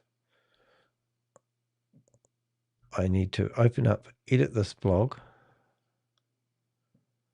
I need to go down to Meet Crypto G, and I need to go add media, right? And then I need to go upload files, and then I need to go to his avatar, and hopefully it will upload. But it's telling me it's too big, which is ridiculous. So that won't load. So now I need to tell that image of his to be, let's just go 800 by 800. It's now giving me a smaller version of it. And now I go File, Export, Save for the web, tell it to make it transparent, which is causing it a lot of grief. And now we're going to overwrite the avatar, replace. And hopefully this time we can actually shut this down and shut this down and then go back to deheck.com and go down to here, go to edit the post, all this so I can get a nice image of Crypto G in here. Hope you care about me, Crypto G. Here, all media, upload files, and hopefully this time I can actually use the, it's still 1.3 megabytes. So it's just because it's such a high, I'm just wondering if that's going to work. I don't think it's going to let me, which is ridiculous, even though I don't really want a file that big. So I'm going to actually cheat. I'm going to export, save for the web, and I'm going to tell it to limit the file size, transfer, embed code. I wonder if I can actually invert. Does it tell me how big it's going to be before I finish? I'm actually going to do it to the size that I'm going to publish it. So it's now going to be 400 pixels by 400 percentage, 50% cubic, and I'm going to save. And now we're going to try one more time, and we're going to replace the image. And hopefully this time we'll need to shut this down one more time. We need to go to here. We will need to go to deheck.com.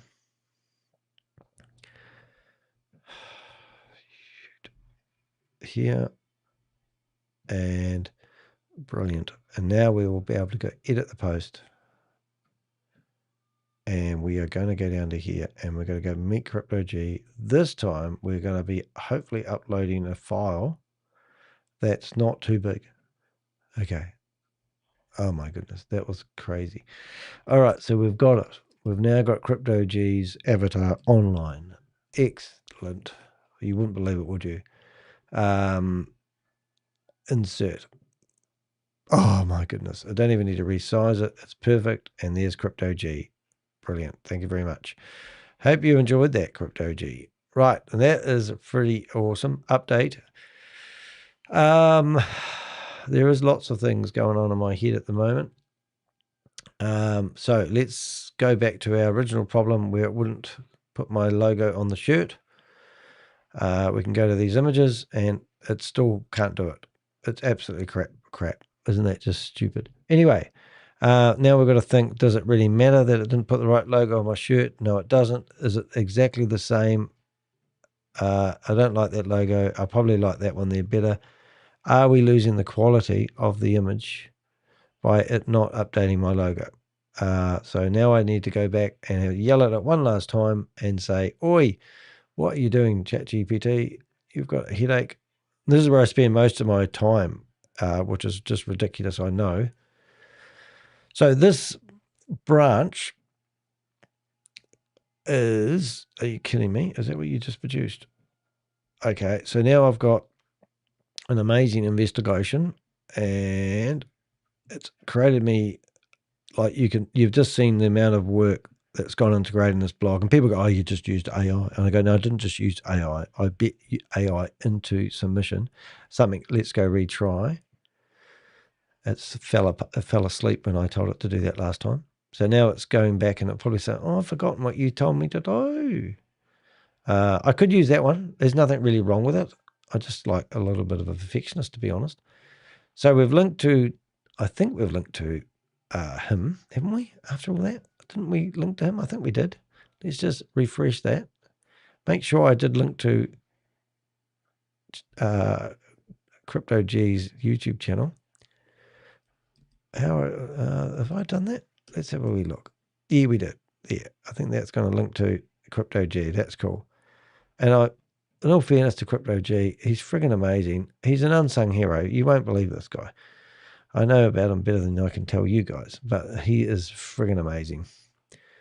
All right, and we have actually got a Discord server coming out, ladies and gentlemen. It's in the development at the moment, and we also are going to actually ask people to go on there and provide us evidence on investigations. And things are getting real. It's really amazing what we're doing at the moment.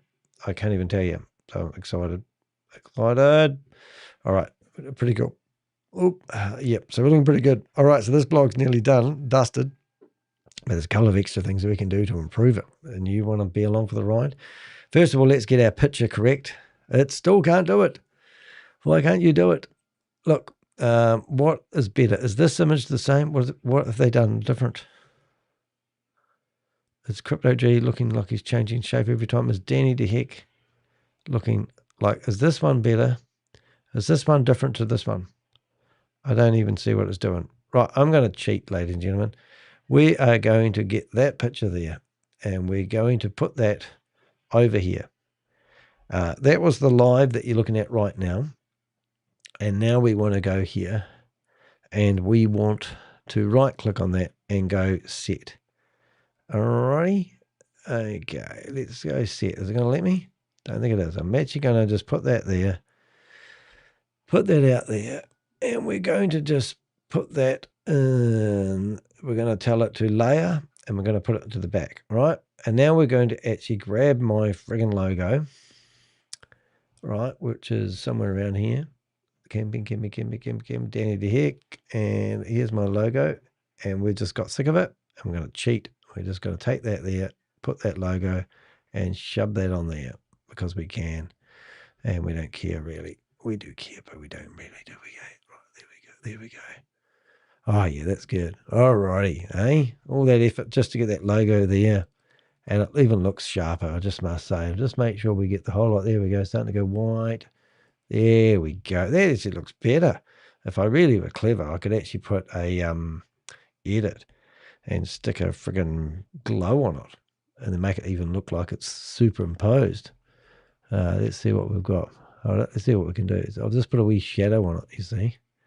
Get rid of that white. And there we go. And now we've got to look. I don't even know if it's needed, but does that... It's going to stand out a little bit more. I think that's fantastic. Look at that. AI bot. And if I really wanted to get really, like, I've got no life and I just want to keep doing this, I could actually make that shadow, which helps pop that out even better, even a little bit more. And if I'm clever enough, I could actually make that highlight and go up a little bit more just to get a little bit more. Do I have it? I think we've actually done ourselves amazing picture. Absolutely amazing. So now I can get rid of some of the other stuff that you can't see on my screen that's blocking my view of me watching me. That is an amazing thumbnail. Alrighty, so now what we want to do is we want to do some really cool shit. We want to make this blog one of the best we've ever done. We're going to go here, there, everywhere. We're going to go download. Alrighty, so that's downloaded that somewhere. Who knows where? There it is. And now we go back to the blog, if I can find the blog. There it is. And we want to add that image. So first of all, we grab the title. Done. We go down to insert the image, upload the image. Image is going to be perfect if it ever turns up anywhere. There it is. Foundation. And we're now uploading the image. So what have we got here, ladies and gentlemen? I think we've got one of the best online articles exposing this company. Next thing you will see happening is I will be employed by the government. Oh my goodness. Would you believe that image is just a little bit too big? And I've got the same problem I was having a wee while ago. If it's over a megabyte, it's too much for my server to upload. It's all part of our security, which is crap. I think we've just crashed it. Oh my goodness. Now we just have to go back. We have to go back here and we have to share that image, download that image, and we need to tell that image that image there, and we're going to save it. And I need to go delete the image off the server. Oh, sorry, off my computer. Yeah, it's 1.1 megabytes, that image. It's got too much detail in it. Move to the rubbish bin. And we're going to tell it to be 75% compression. We'll limit file size to 1K. I don't think we need to. We just need to tell it to compress it a little bit. You won't see the difference. And now I need to go back here, and I need to go back to insert image. I need to go file, and it's got problems, but hopefully they'll disappear in a second. And that is 940 KBs. And hopefully that will update without me having to restart the blog. And it's not going to. This is going to be the longest YouTube live in the world. So we'll update that just in case it doesn't do what I want it to do. Wait for it to update. Shut down the blog, even though it wasn't quite done. Hopefully I didn't kill it doing that. Go back to my website. Go back to my blog. Hopefully when that loads, we're going to edit. Edit. And now we go edit. You've got to fool these things into doing what you want it to do. Now we can go to insert the image, upload the image, find the image, double click the image, and then all of a sudden it will go, oh, no problems. And there it went, no problems. Told you, got to know how to talk to it. Excellent. Now we've got that. It's absolutely brilliant. I don't know if I'm getting a bit tired. So here we go.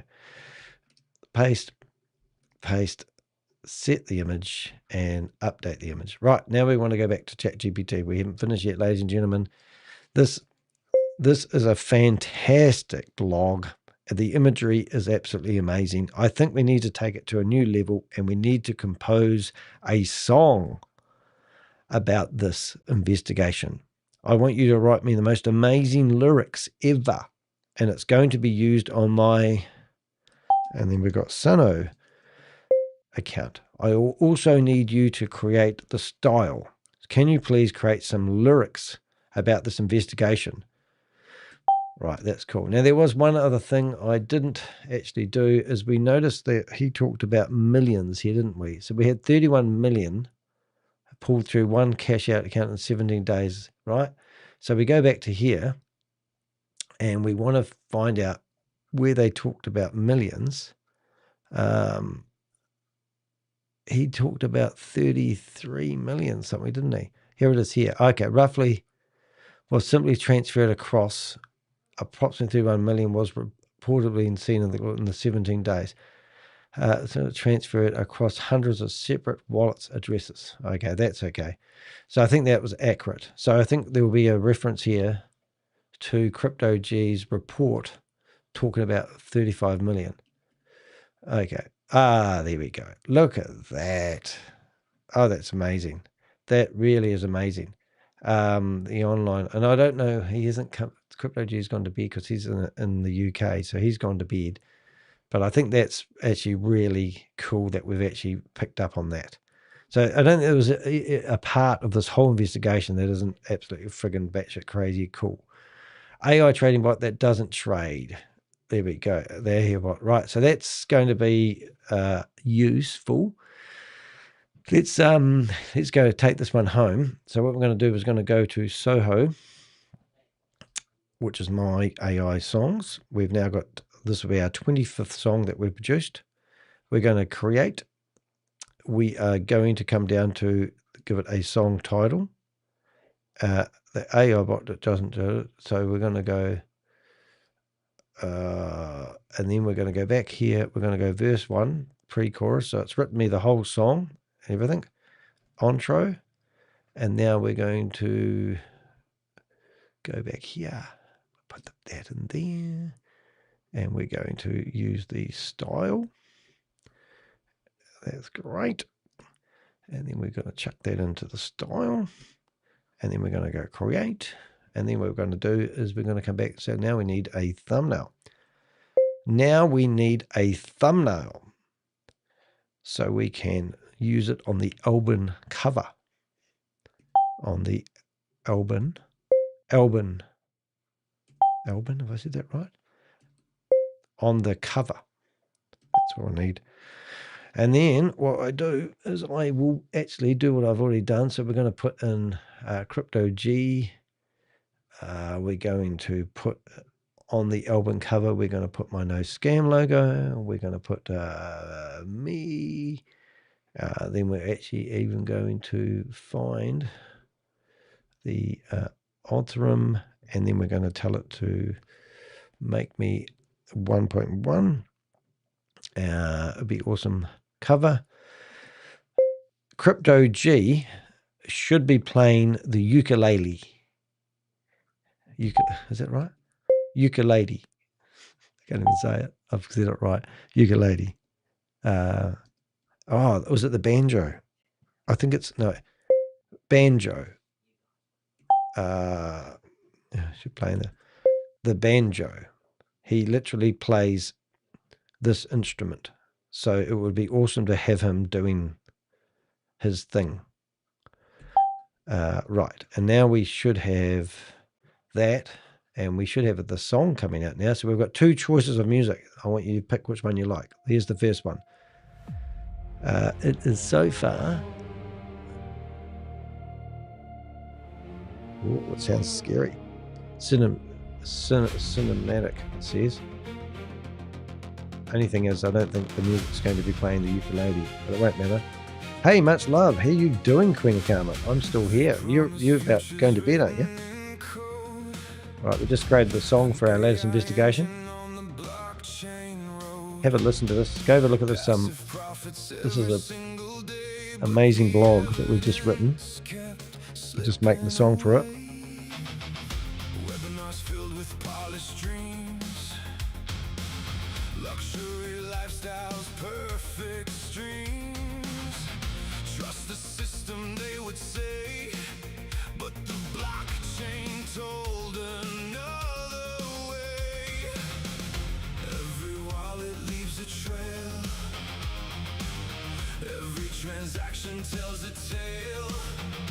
I'm just wondering if we should actually rethink the song a little bit, because now we know that Crypto G plays the banjo. I'm wondering if we should change the style of the song.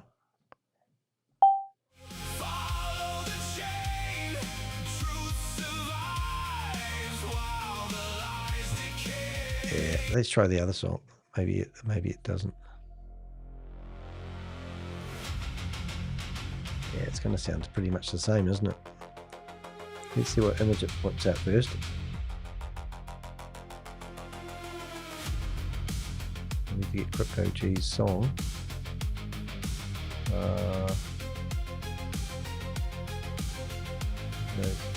They promise futures written in code, an AI engine on the blockchain road, passive profits every single day. Yeah, hopefully that works. Yeah, that's right.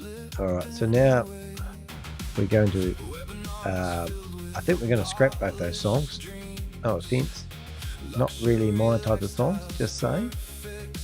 Doesn't sound very exciting, so we just trash both those songs, and it's going to say, oh my god, and now it's going to say, why didn't I think of that?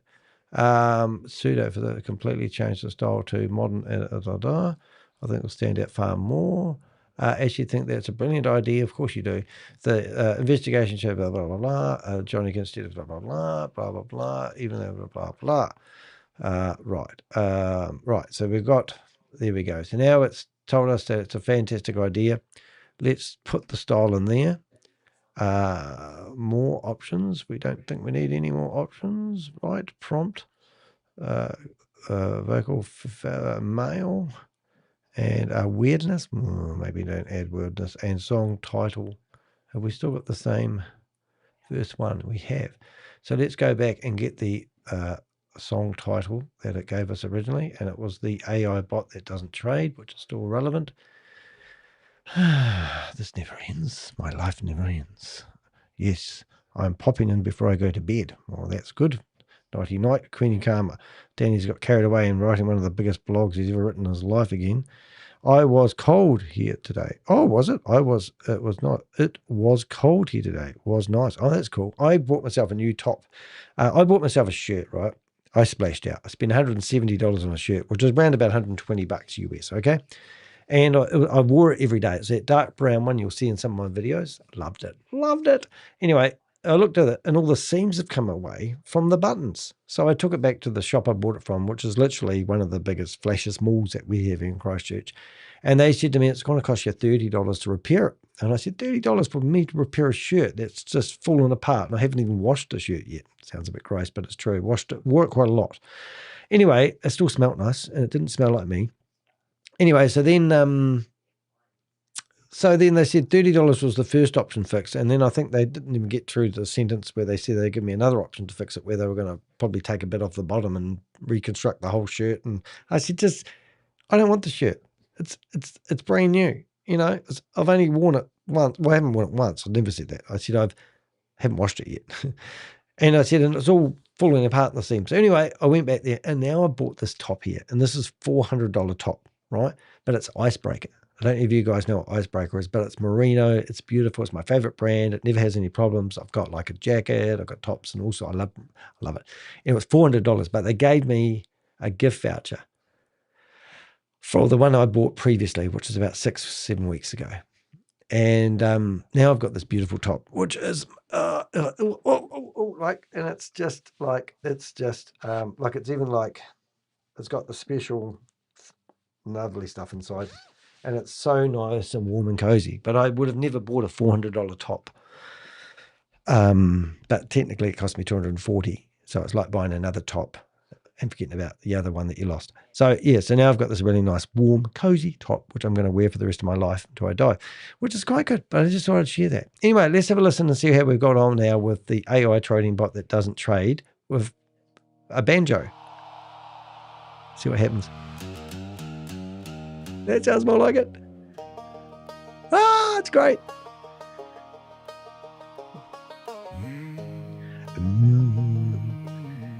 Anyway, this is what I tell you that. But it's cold here in New Zealand. It's -2 degrees in the morning, so freezing. Ah, that sounds good. Oh, it's going to be good.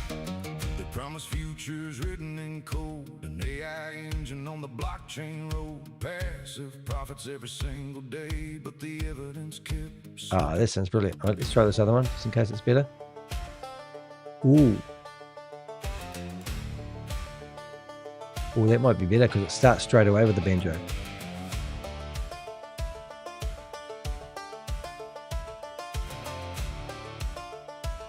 I think that sounds better.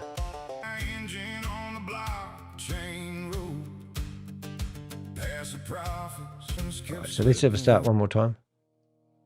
I don't spend too much time overanalyzing. Nah, I think I like the other one starting off. So let's just get rid of it. We don't muck around here.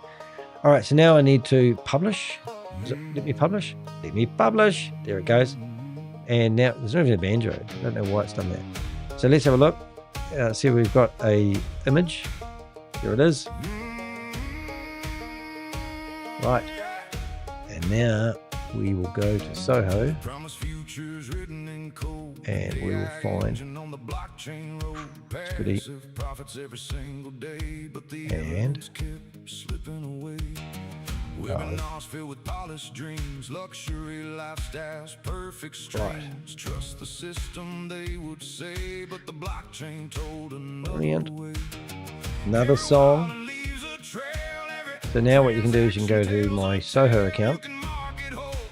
You can listen to our latest song, which is AI Trading. And you can, I think I can add it to the playlist, which is my add to playlist, and it should pop up with the Avengers, which it does. Oh, that's good. And now we can go to that and we can manage, download.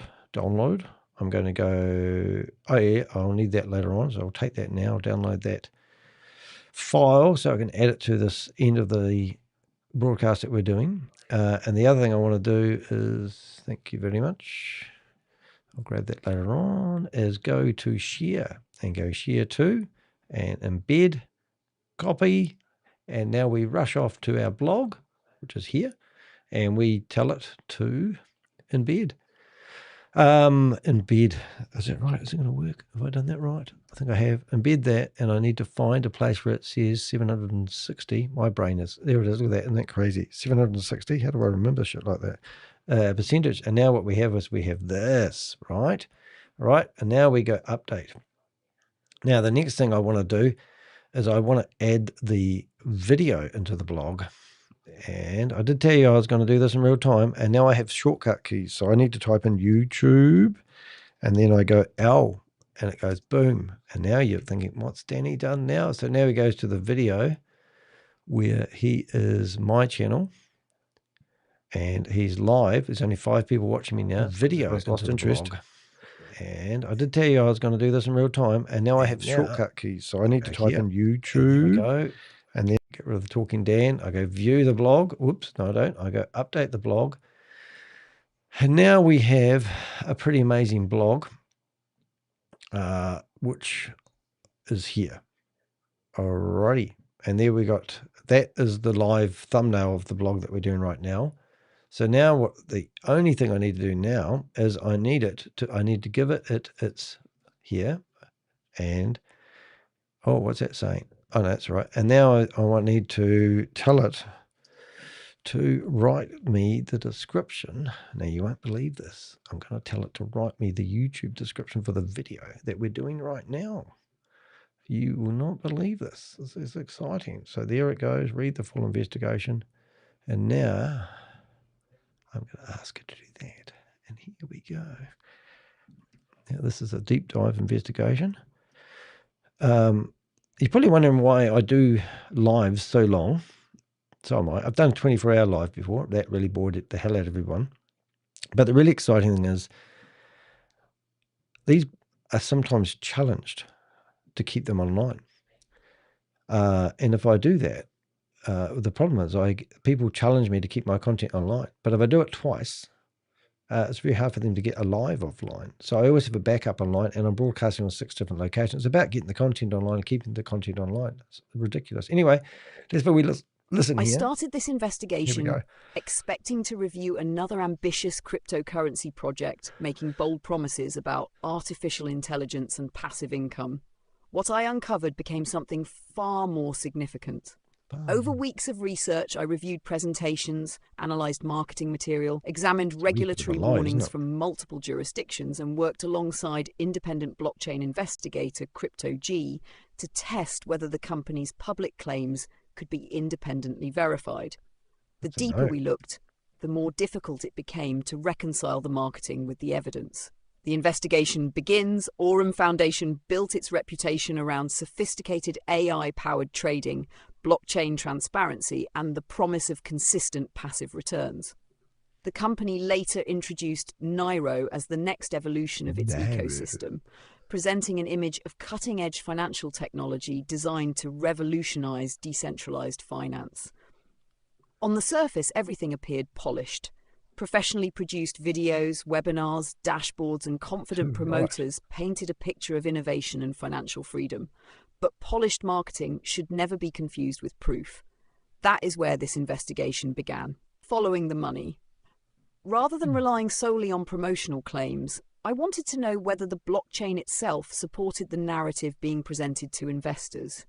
Working alongside CryptoG, we examined publicly available blockchain data, traced wallet activity, and reviewed the underlying smart contracts associated with the project. Every transaction leaves a permanent record. Oh, that's right. Unlike marketing presentations, blockchain data cannot simply be rewritten after the fact. The analysis raised important questions. We examined sophisticated AI trading is generating investor returns. Where is the independently verifiable evidence demonstrating that trading activity? If blockchain transparency is one of the project's greatest strengths, why does the publicly observable activity appear to tell a different story? True. Those questions became the driving force behind this investigation, the promotion machine. As the technical investigation continued, I turned my attention to the people promoting the opportunity. Across webinars, social media, Telegram groups, and recruitment presentations, the messaging remained remarkably consistent.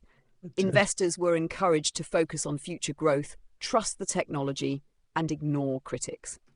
Artificial intelligence was repeatedly presented as the engine driving sustainable returns. Many promoters may genuinely believe what they are sharing. Others have built businesses encouraging people to invest. Regardless of their motivations, anyone asking others to commit their money should be prepared to answer reasonable questions about the evidence supporting those claims. Regulators take notice.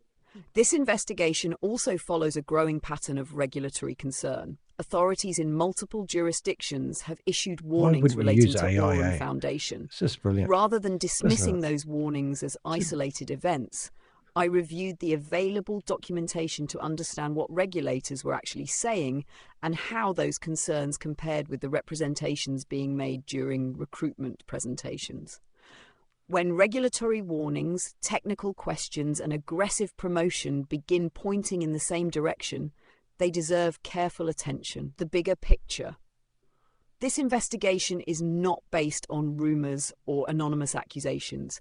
It follows documents, it follows public statements, it follows blockchain evidence. Most importantly, it follows the money.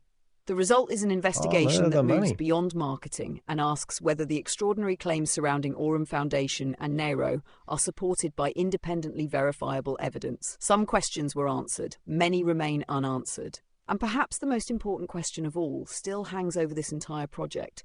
If the AI trading bot is genuinely generating the returns being promised, why has independently verifiable evidence proving that claim remained so difficult to find?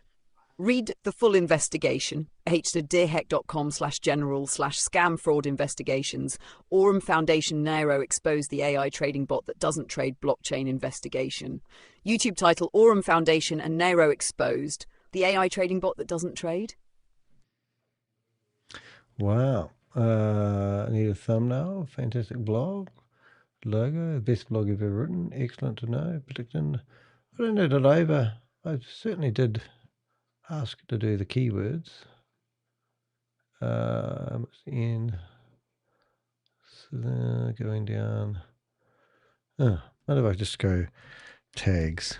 What if it's going to find them all? Hashtags? Maybe that one there. Did that work? Oh, did it do? No. Is that the right one? No.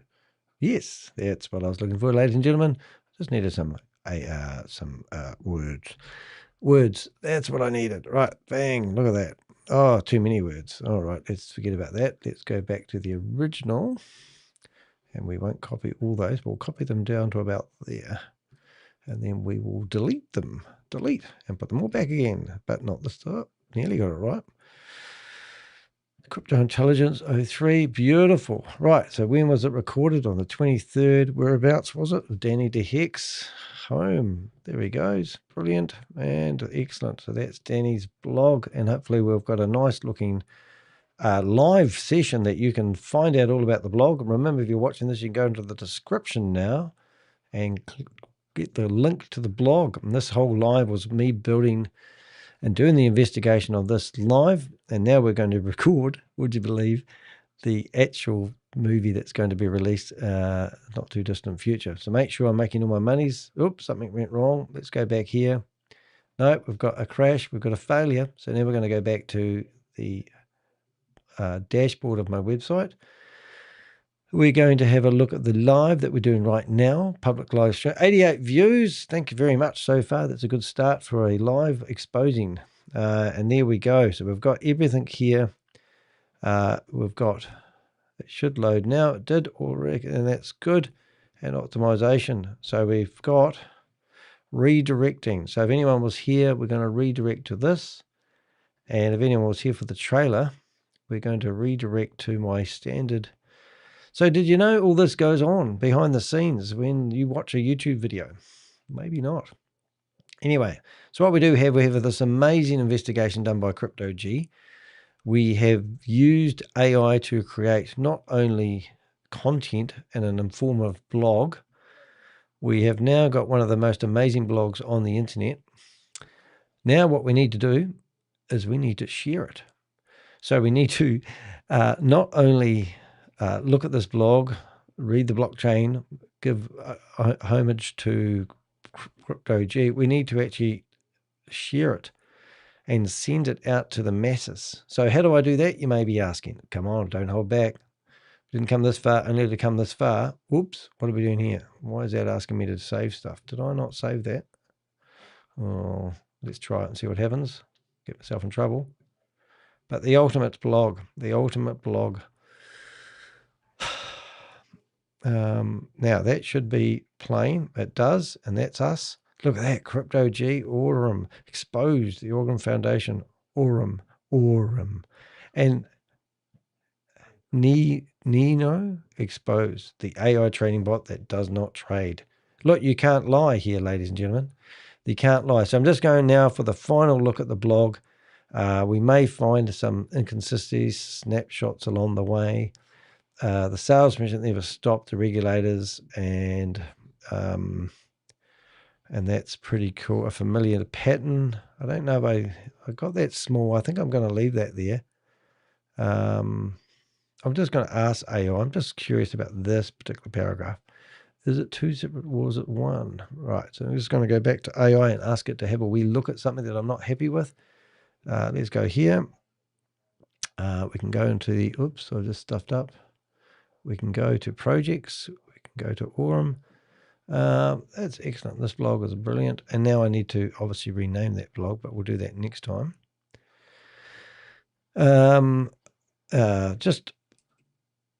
Just looking back at one of the paragraphs or sections that you've created for the blog, I'm in two minds whether it should be two separate sections or it is one section with another heading.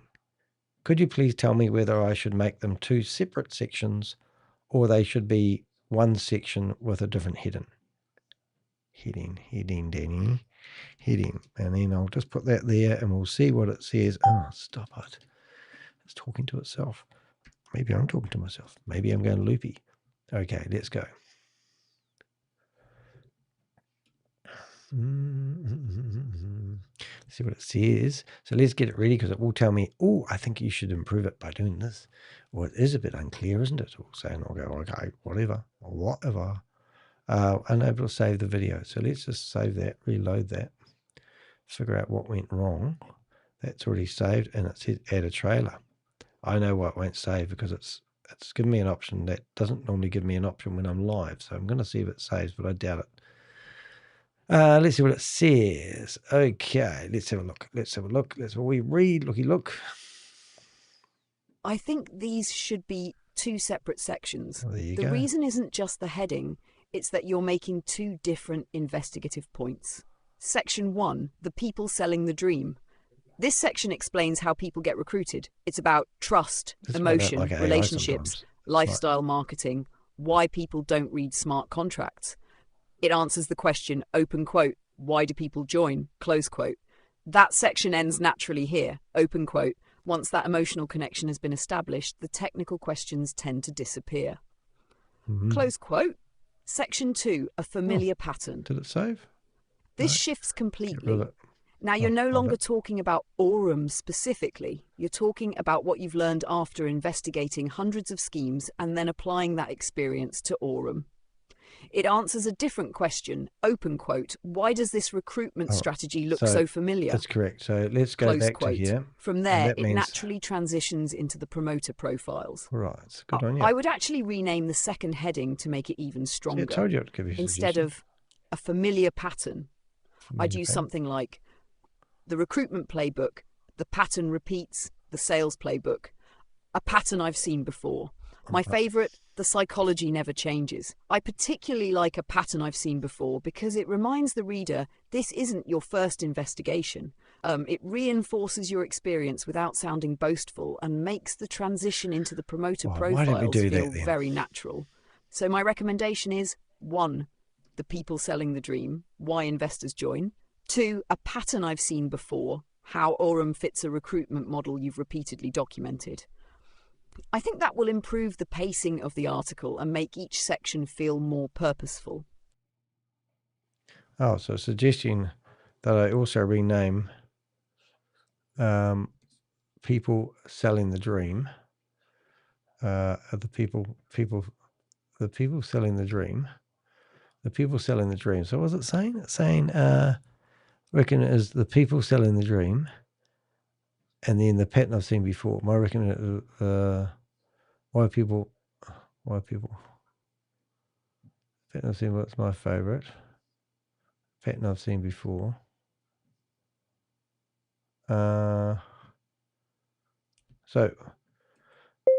the only difference is you're asking me to rename the pattern I've seen before. Pattern I've seen before. That is the rename. Pattern I've seen before. And the existing title stays the same for.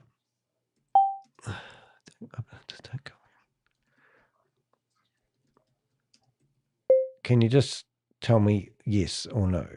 Don't need a novel. Let's see what we get. It's going to tell me something. The same telling the dream and a pattern I've seen before. That will go to 2. And we should have also. I don't know. You haven't really used. That's really, yes, excellent. Okay, the other thing I've noticed is you're a bit light on bolding some words. Bolding some words. Please give me an update.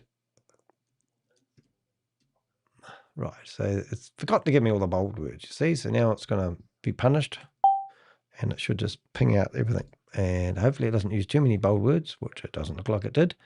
So I'm going to copy that. A pattern I've seen before. So now I'm going back to here, and where it's sort of got really light in the pattern I've seen before, we now have new words. And that's a bit better. It's more my reading style. And now we make that bold. And then the other one, we will just won't even tell it what to do. We'll just chuck it in there and see what it does without me giving instructions, because it knows now I've trained it. I've trained it to behave itself on this blog, and then I'll have to train it. Oops, hello. What did it do then? You going to redo it? Was it? No, people, there we go. It's going to be a bit better. Copy, and it's going to be called the people selling the dream. And then I go paste. Oh, that looks heaps better. Everything else is looking pretty good, though. I think we're pretty happy with the rest of it. So that's really, really, really, really good. Now there's some other things that you may not be aware of that I do while you guys are sleeping. I'm normally up to 3 o'clock in the morning doing this. So following... so now what we're going to go publish, and we're going to go post. And I'm now logged into my cup of coffee. And we are, first of all, going to grab the image that we've just created. And there it is. We're going to do the same for Ko-Fi, because Ko-Fi is where I publish my content. And there it is. We've already done it for LinkedIn while you were sleeping. And also now what we're going to do, oh, yeah, it's going to be a problem. So I'm going to get that there. And we are, first of all, going to include the blog, so the video that you're looking at right now. YouTube, so YouTube link? No, it should be there. So that should have actually been YouTube, and that should have done that. It did. And now when I paste that in there, it should actually go away and get the blog, but it won't. But that's a different story, but you don't want to bore you with that one. So let me, first of all, we're going to add the video link. That should bring the video in that we're doing right now, which it did. This here, we should be able to click on that, embed, and apply, and that will turn up a video, hopefully in a minute. Will turn up, you have to trust me on that one. So here, video, it says embed URL. So I put that in there. It's got to put a space. Whoops. There we go, URL. And also in here, we are now going to be able to do that. Brilliant. And also, if we click there, we should be able to add an image. And there we go. So we should be an image and a blog. Look at that. Life's coming together. Uh-oh. There was an issue. Something's gone wrong. So that means that I may need to hit refresh on that. Hold the shift key down. We've got the song. And now we'll come back and we'll enter that. Tricky my life. And then we'll come here and we're going to go image. And hopefully that will fix. Or we have to fixed. Look at that. Just going to know how to talk to it sometimes. So now we sit here, talk, and we're going to image, and image. And that should bring in a nice image. So we have an image and a video. What else? Updating, uploading. Is it going to upload? File progressing. It's done. Good. Right. So image, video, image, done. And that one there is no video, which we'll get in a minute. But at the moment, it's been naughty. We're going to go there, and then we're going to paste that in there. That normally is enough to prompt it to actually embed the video, and that's what we're having a problem with here, Houston. So we're going to do that again. And there it goes. It did it that time. See, you're just going to know how to talk to the software. Oops, did it again. That one there. Boom. Right. Right. So now we're going to go back to here. And the first thing we're going to do is do all the titles. Title. Great. It's going to tourniquet, but it doesn't matter. That one there. I can chop that one off. This one, not all of them allow me to have 100 characters, but normally they do. So that's going to be good. And up the title. Right. Now, the next thing I need to do, I need a subtitle. So the subtitle there. Right. And then the other thing I will need, I've got the video, so now I can update that. I can view that, and I can grab the URL, and I need that for Ko-Fi. Ko-Fi. Done. Right. So I've got the URL, so that's good. Now we can go back and get the content that we've created. And this will be fun because of the tables, but we'll see what happens. So we're going all the way to the bottom, which is a novel, and now we go all the way to the top, and we go down. Brilliant. Brilliant. And I was going to do this live now, but now I'm thinking what I want to do is schedule. No, this is the live.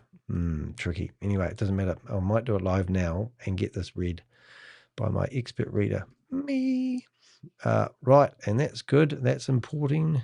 Come down here. We don't need those big ugly things in there.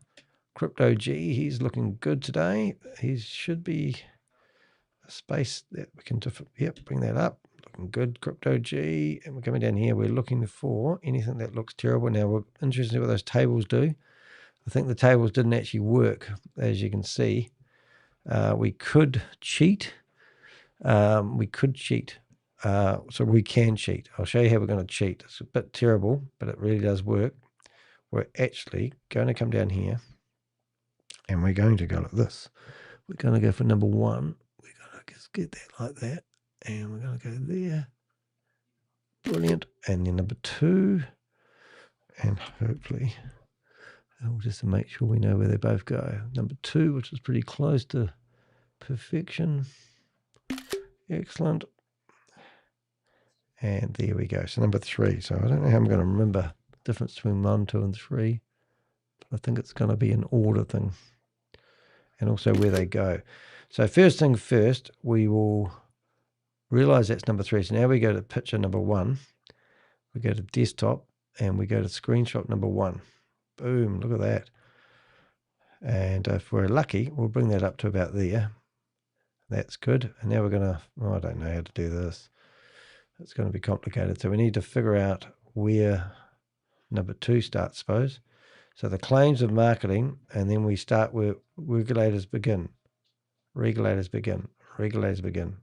Regulators begin. Regulators begin. Regulators begin. Regulators begin. Regulators begin. Regulators begin. Regulators begin. Regulators begin. Regulators begin. Oh, regulators begin. Oh, here we go. Regulators begin to take notice. So that's it there. So that's going to be image number 2. So I go back to my beautiful images, and I go to image number 2. Regulators begin. Is that regulators begin? Yeah, I think that's right. Okay, so that's cool. Whoops, lazy. There we go. Regulators begin, and that there. Right, so now we need to go back and find out where the third one goes, and hopefully that wasn't the third one. Oh, no, it wasn't. So now we've got Europe joins. So you come back to here, and you come down here. Europe. No, Europe. Look for Europe. Oh, that looked a bit light, that one. A pattern I've seen before may need to be made bold.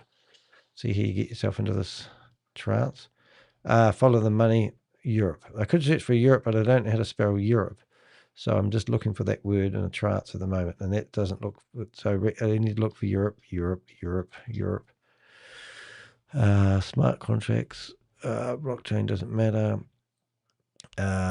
Europe. Europe joins the investigation. That's wrong, Danny. Europe and joins Berlin. So it should have Berlin in it, and it doesn't. We've got the wrong one. So we need to go back there and go to image number 3. There it is. See, I knew what I was doing. It just doesn't make it look like I knew what I was doing. Right, Europe, and now we need to go back to wherever it's going to be. And I think it was at the start here. Oh, the Bank of Russia. Yeah, that's it. And then we should have another one at the top that I should already have. That's cool. I'm live on the internet, but anyway. Yeah. Do you mind if you're live on the internet? Oh. Yep. Do you want me to ring you back? No, it's all good. The screen's being installed Monday. Oh, okay. Do you want a hand? Yeah, well, that other screen we'll just throw away. But we'll keep the mount. Throw the screen away. Oh, what about one at home? I don't know. I replaced. Go past if you want. I replaced the videos that were on there with 2 still images just to see what would happen. Oh, yeah. It looks almost even worse, so we'll just dump it. Okay. So it's end of life. We'll sell that mount on TradeMe. Yep. Okay. Sounds like a plan, Stan. Cool. All right, mate. Yeah, I've got court tomorrow. Hello, world. But yeah, I've got court tomorrow, which I'm really looking forward to. Just sort of, I think 10 o'clock, but I'm going to drop Pixel off in the morning, I think, to you. Is that right? No? Is that right? No, how's that work? No, I think I'm right. I think Pixel will be right home. Then I'll come over Friday night and he'll be right home. Just trying to work it all out. But that's good. We're all good. He can stay home by himself. All right, mate. That sounds great. All right. I bet. So Sunday or Monday, we'll take the screen out. Yep. All right. No, it sounds all right. I'll probably be a bit frazzled, but I'll be there. Remind me, of course. All good. All right. See you later, mate. Be good. All right. See ya. That's my mate. Funny, that didn't come true like I thought it would. But anyway, yeah, he's got a new screen going up in the office, in the place. I work one day a week in a shop. Steve's my best mate. I've known him for years. It's good when you got good mates, isn't it? Good friendships, and that's where these scams actually become a real problem. Do you know why? I'm not going to do the graphics in that one. Anyway, so normally I don't spend that long doing stuff like this, but I do spend my time producing these blogs because that's what gives me my big footprint on the internet. If I post this on Ko-Fi, it's not only going to be read by people, it's going to be found when people search for information on that organization, you see, which is really, really cool. So that's why we do it for. Now, let's go back. We're going to go back to, now we're going to go to post this on LinkedIn. And so as you know, I might have said earlier on, my site gets anything from up to 45,000 people per, well, it had up to 40,000 in a month. It normally averages about 25,000. I'm tired now. Yeah. So let's go through here. We're looking at, it's going to unfortunately screw up when it comes to those tables because you can't paste tables. So it's actually done the same thing here. So I might actually be a bit naughty and just take all the time in the world to actually follow those tables. So that's regulators. I think that's the first time. There's all these big, massive gaps though, isn't there? So that's the first graph. That's why there's a big gap. So if we go back here and then we go insert a graph, we're going to go to the first graph. That should be nice. All right. So there it goes. It's all done it nicely now. So that's, oops, I've got to make sure we, yep. So that's all right. And I bring that up. That's going to look nice for somebody reading on LinkedIn. Then we come down to here, which is, now we're going to go to image number 2. We're going to go to that one. And this should be that one. And that should position itself nicely. That's cool. We can get rid of that big space under there. And we come down here. I don't know how many people read it on LinkedIn, but I do have about 500 views on my videos when I do it, when I do these live. So my LinkedIn is a big one. And within the next 22 minutes, if I'm not finished, LinkedIn's going to lose, because they don't let you stream for more than 4 hours at a time. And that's how long I've been here. So anyway, and now we go back to the last one, which is the biggest one that we've done. And it'll reposition itself. Thank you very much, LinkedIn. And now we've got what we leave, and that should be cool. Now, what you don't know about LinkedIn is it doesn't let you. So now I need to do something very clever, which I'm telling you all my secrets now, but at least you know what I do when I'm not working. Is here. Right. So that's all good. So now I go to the next of LinkedIn, and I need to come up with an intro, which I will do in a second. But in the meantime, let's go back to this one. I'll finish off this one. See, that's dragged in the images nicely. But what has it done with the graphics? The tables. Now, ChatGPT, I don't want tables next time because that's just a pain in the bum. But now I've got them saved. That's the first one. So now we can go here, image, and I'm going to go to the first one. Beautiful. Hopefully uploading. That's good enough. There we go. Right, next one. As we come down here and we're looking for more gobbledygoo. Gobbledygoo, there it is. Now that's going to be the second one. Image, that. Second one, and that should be the biggest. I don't know if I've got that right, actually. I think we might have missed one. I'll wait for that to upload. That seems happy enough. I think we might have missed one, actually, but I'm just having a wee look because I have a feeling that was the biggest one. I could be wrong. Getting a bit of I go blurry. My eyes just go funny. I think that is meant to be the biggest one. So there might be another one. So I could grab that one, but I'm not going to. But I have a feeling that we missed one because I was scrolling too fast. I bet you guys can't keep up with me scrolling. Please tell me I haven't missed them all. I think I have. I haven't missed one. I've been brilliant. So let's go back. Let's go to the first one. There's the first one there. That was the timeline shows. Hold it. The timeline shows illustrates concerns spread across multiple countries. Have I done that one there? I'll just make sure I've got the text. So I'll just try to dump that there. Alrighty. All right, and we'll go back to that one there. And we need to go and find the right graph. So let's go there, find the right graph. The banks. Okay, so the timelines. We haven't done the timelines. So we can actually, I think we can let this one go. Or do I have to do it? Have I done this one? Please help. Yes, I've done that one. All right, so let's publish this one. Everyone who's subscribed or supported me and buy me a cup of coffee will right now be getting 180 people will be getting my blog. Brilliant. Done. Right, now this one here we will leave the timer indicator. So that there is the wrong gaff.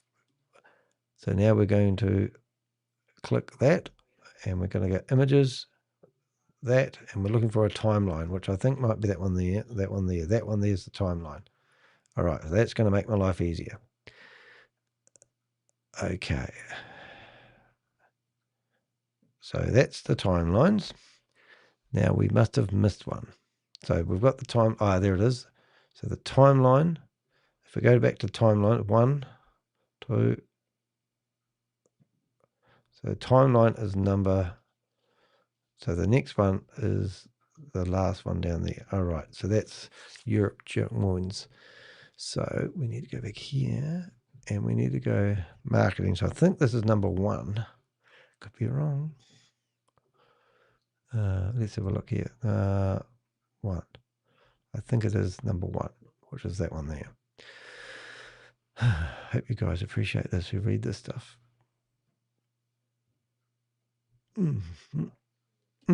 Okay, that's cool. Yep, so marketing concepts, and then we talk about the regulators, and now we should come down here and see the Europe one. And there it is. So that is wrong. And now we come back, open that up, image that, set that, and we should have the image of the other countries, Europe, which is great that it's picked up that as Europe rather than itemizing each and every other country. Whether Hong Kong is Europe, I don't know. But anyway, that's interesting. So now what we've got is a very good informative blog, and we should have a Crypto G picture up here as well, where we met. Yes, we have, even though it's not centered, it doesn't really matter. We can center it, which just makes it a bit better. And then we've got this here that we can also center, I suppose. Well, it says in line, center. That way, in line, center. I'm just curious now, if I align that, what does that do? Oh, no. Oh, don't know. That looks better. Anyway, so that's great. So now I can actually publish that. And it says, you want me to publish that already? I've got the title. And we're away publishing. And that's on my Patreon account. The good thing about Patreon account, normally it gives me, oh no, it doesn't. It's not that one. I'm dying. All right. So now we've got this one. This is another site. So these are all the sites that we got. So let's go. All right, let's go. So we've got the title, we've got the video, we've got the receipt.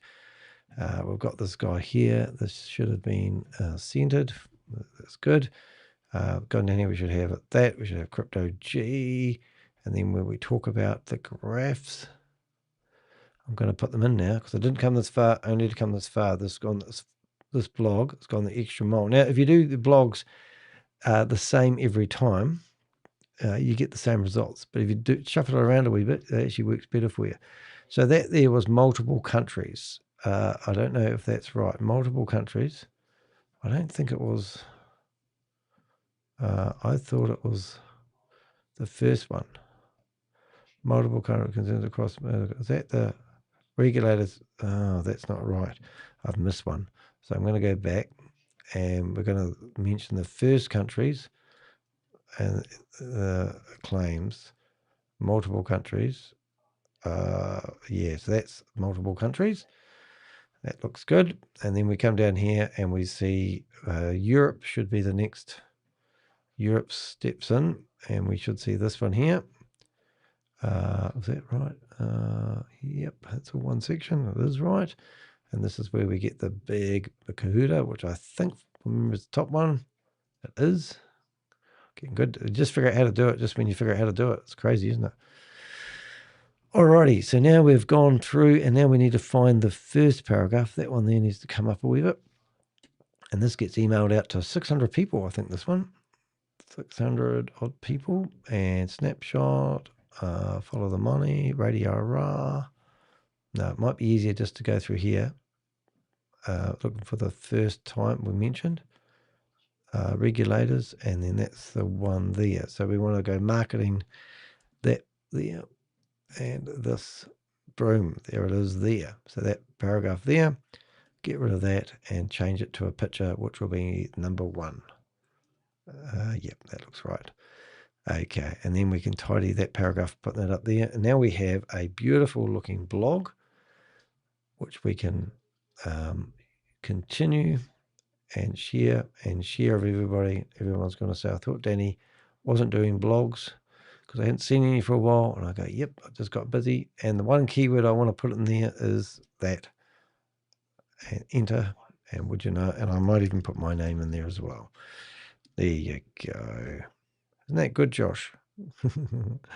Okay, send to everybody. And that's sent to everybody. Cool. Josh will be putting this together for his website now. It's pretty cool. Oh, blue car. Let's see what we got. Now, I can click on this. I can download that. I can download that. I can download that. And I download that. I use that to make up the YouTube short. I'll do that when you guys are asleep. So now what I've done this here. So look, I would like, please give me an introduction I can read when I do my YouTube live to encourage people to watch.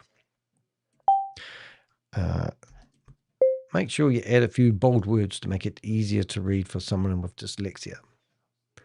Alrighty, so now it's going to actually go, oh my goodness, Danny, you do these YouTube lives, and it will come up with my introduction that I read.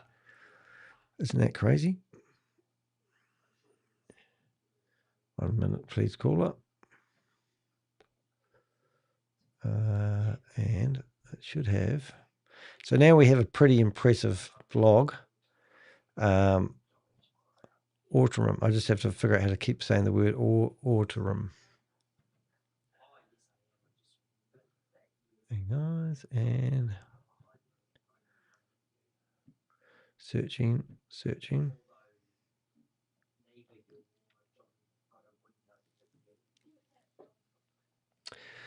Yeah, so hindsight's a wonderful thing. Please give me an introduction, and it's failed to do so because I'm going to use that introduction for the introduction. So what I've decided to do while I've been here is I am going to go to YouTube. I'm going to go to the live that I'm doing. I've got 8 people watching me. So hindsight's a wonderful thing, and I'm tired, as you may have noticed. So what I'm going to do, I'm actually going to go back and change the thumbnail to this picture to this. I'm going to change it to, where is it? Downloads, and I'm going to change it exposed. And where have I got exposed? They're all out of proportion. Where is it? I'm trying to find, maybe I haven't done that. I thought I actually just come up with an investigation. Exposed. Oh, maybe I deleted it. I'm going to show you something cool. Hopefully it's done. There it is. So let's get started. So this is what I'll start off and do it tonight. Welcome everyone. Tonight we're Look, my audience, I tell you every time, my audience is global. Why are you telling everyone it's tonight? Everyone else, it is tonight. You got to keep reminding it. It's like a 5-year-old sometimes. You know, my audience is global. And it will go, I'm very sorry. Didn't realize that. Welcome. We're diving into what, so I'm just going to use it. But next time, so this is what it's right. We're diving into what I believe is one of the most important investigations I've published this year. Over the past several weeks, I've been researching AURUM Foundation and its rebrand to NEYRO. I've reviewed presentations, examined regulatory warnings, followed the marketing, studied the compensation model and, most importantly, worked alongside CryptoG, who carried out an independent blockchain forensic analysis. This isn't a video built on rumors or opinions. It's built on evidence. Together we've followed the blockchain, examined the smart contracts and asked a simple question that every investor deserves an answer to. If this AI trading bot is generating all these profits, where is the independently verifiable evidence that it's actually trading? Throughout this live we'll walk through the investigation step by step, look at the blockchain evidence, examine the people promoting the opportunity and compare the marketing with what we were actually able to verify.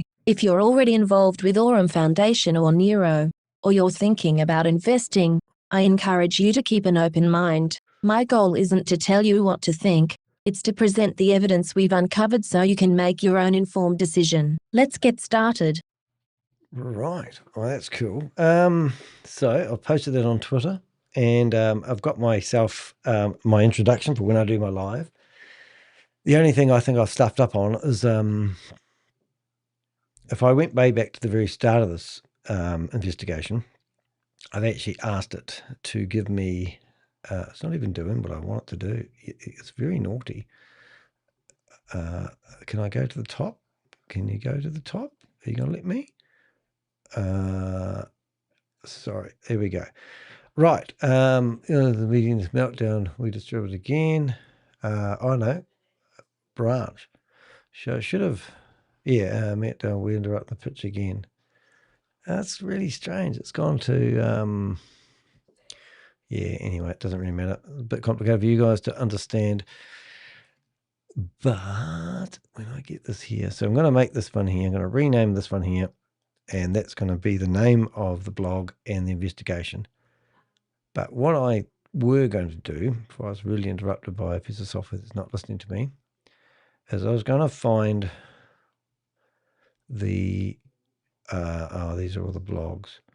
I was going to find it where I asked it to put together the description. Oh, I know what to do. I'll cheat.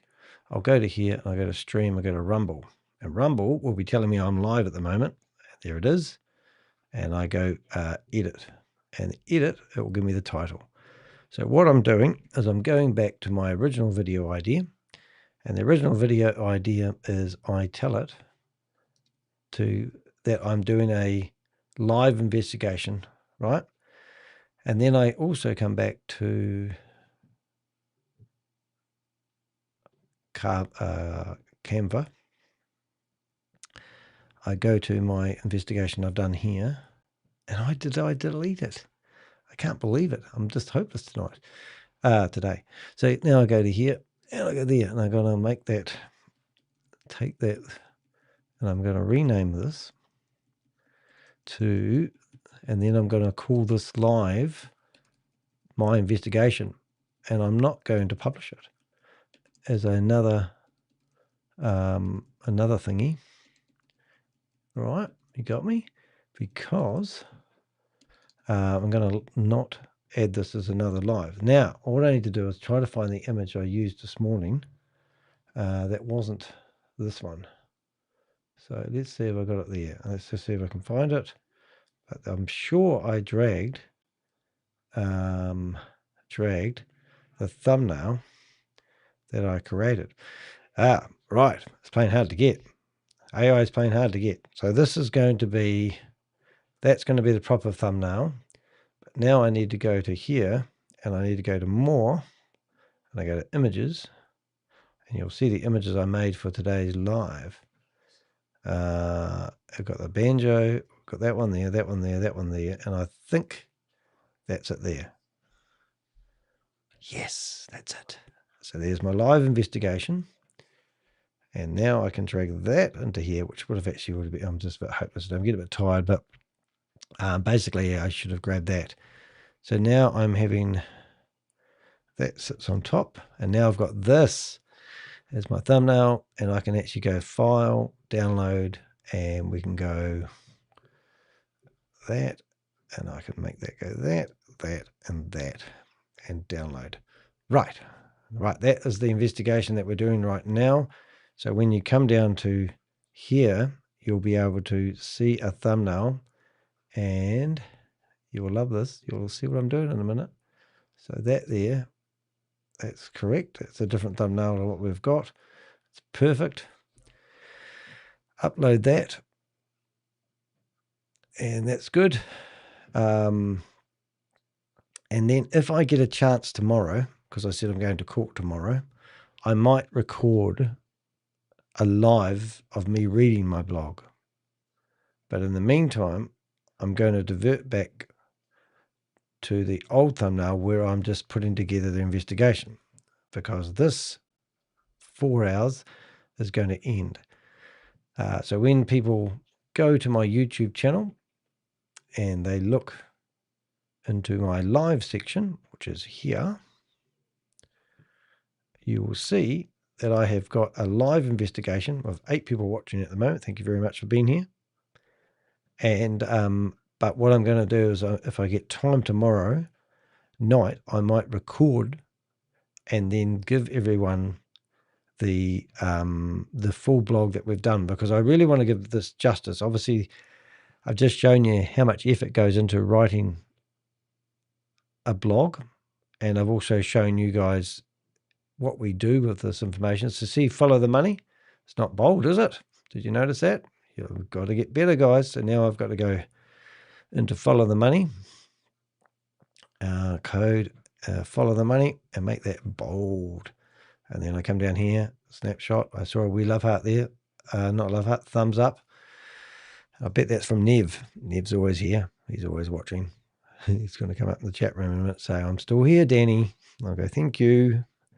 All right, so now we have a perfect blog. Now, this is going to be a game changer for anyone searching. Now, remember, the company paid me $1,000 US not to publish any more content about them.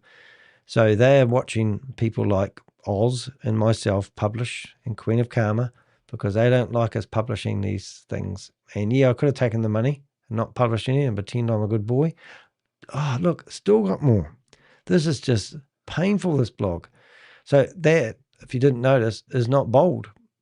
And it's got to be bold, because I'm just, I've got 2 minutes to say goodbye to you guys. So I'm going to cheat. I'm going to go like that.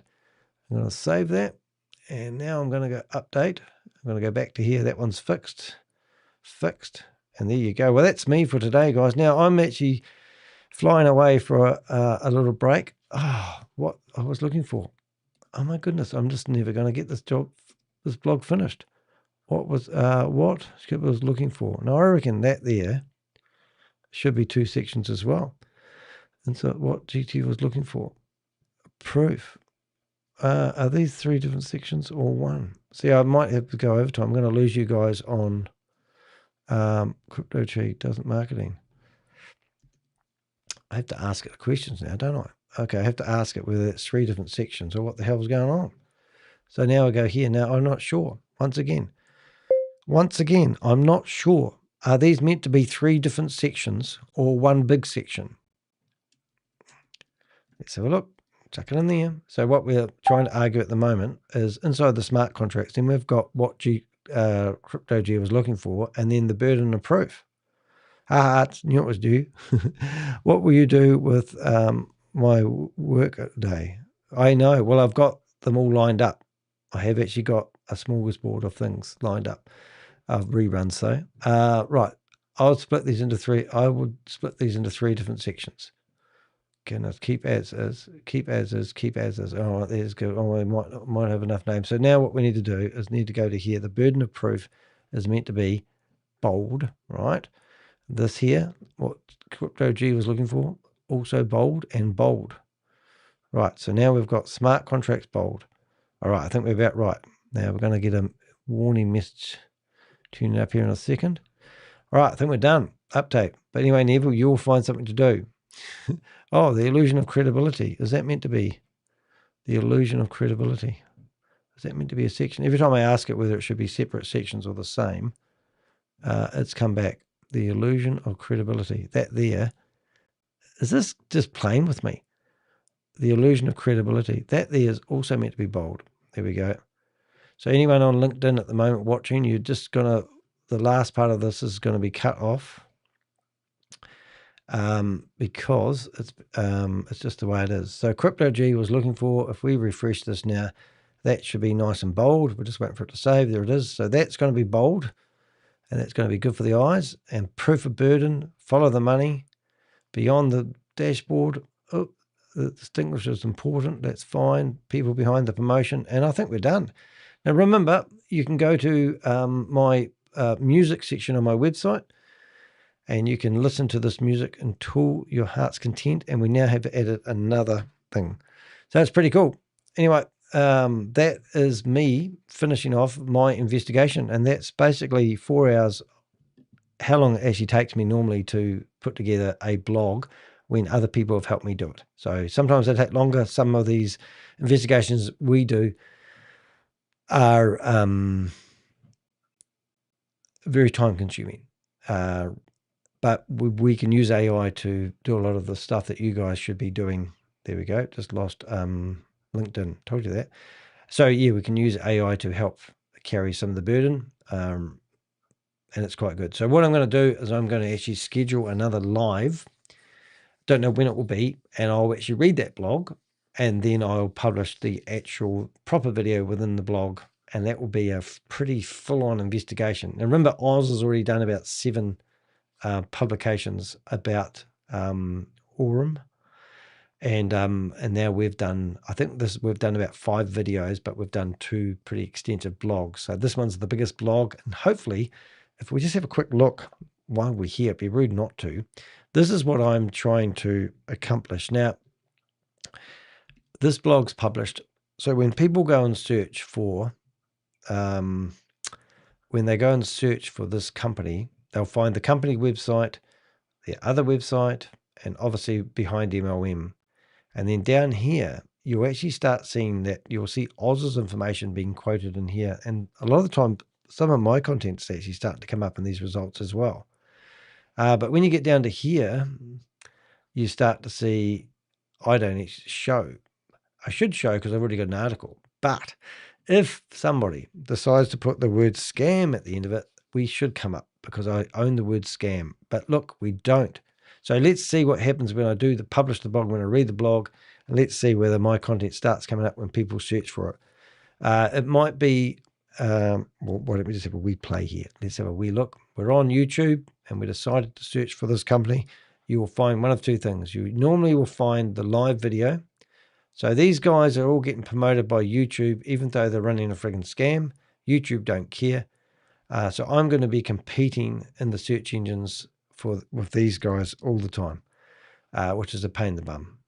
And the other ones that's competing is the crypto recovery companies, which are also running a scam. But in the meantime, YouTube don't care.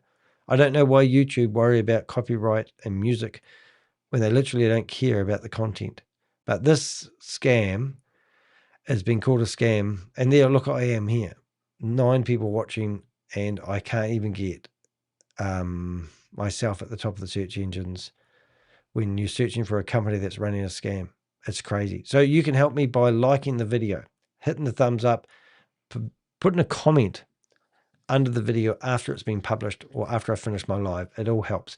Also, I know that YouTube's algorithm doesn't like 4 hours worth of content with me just sitting here talking and showing you how I do my research.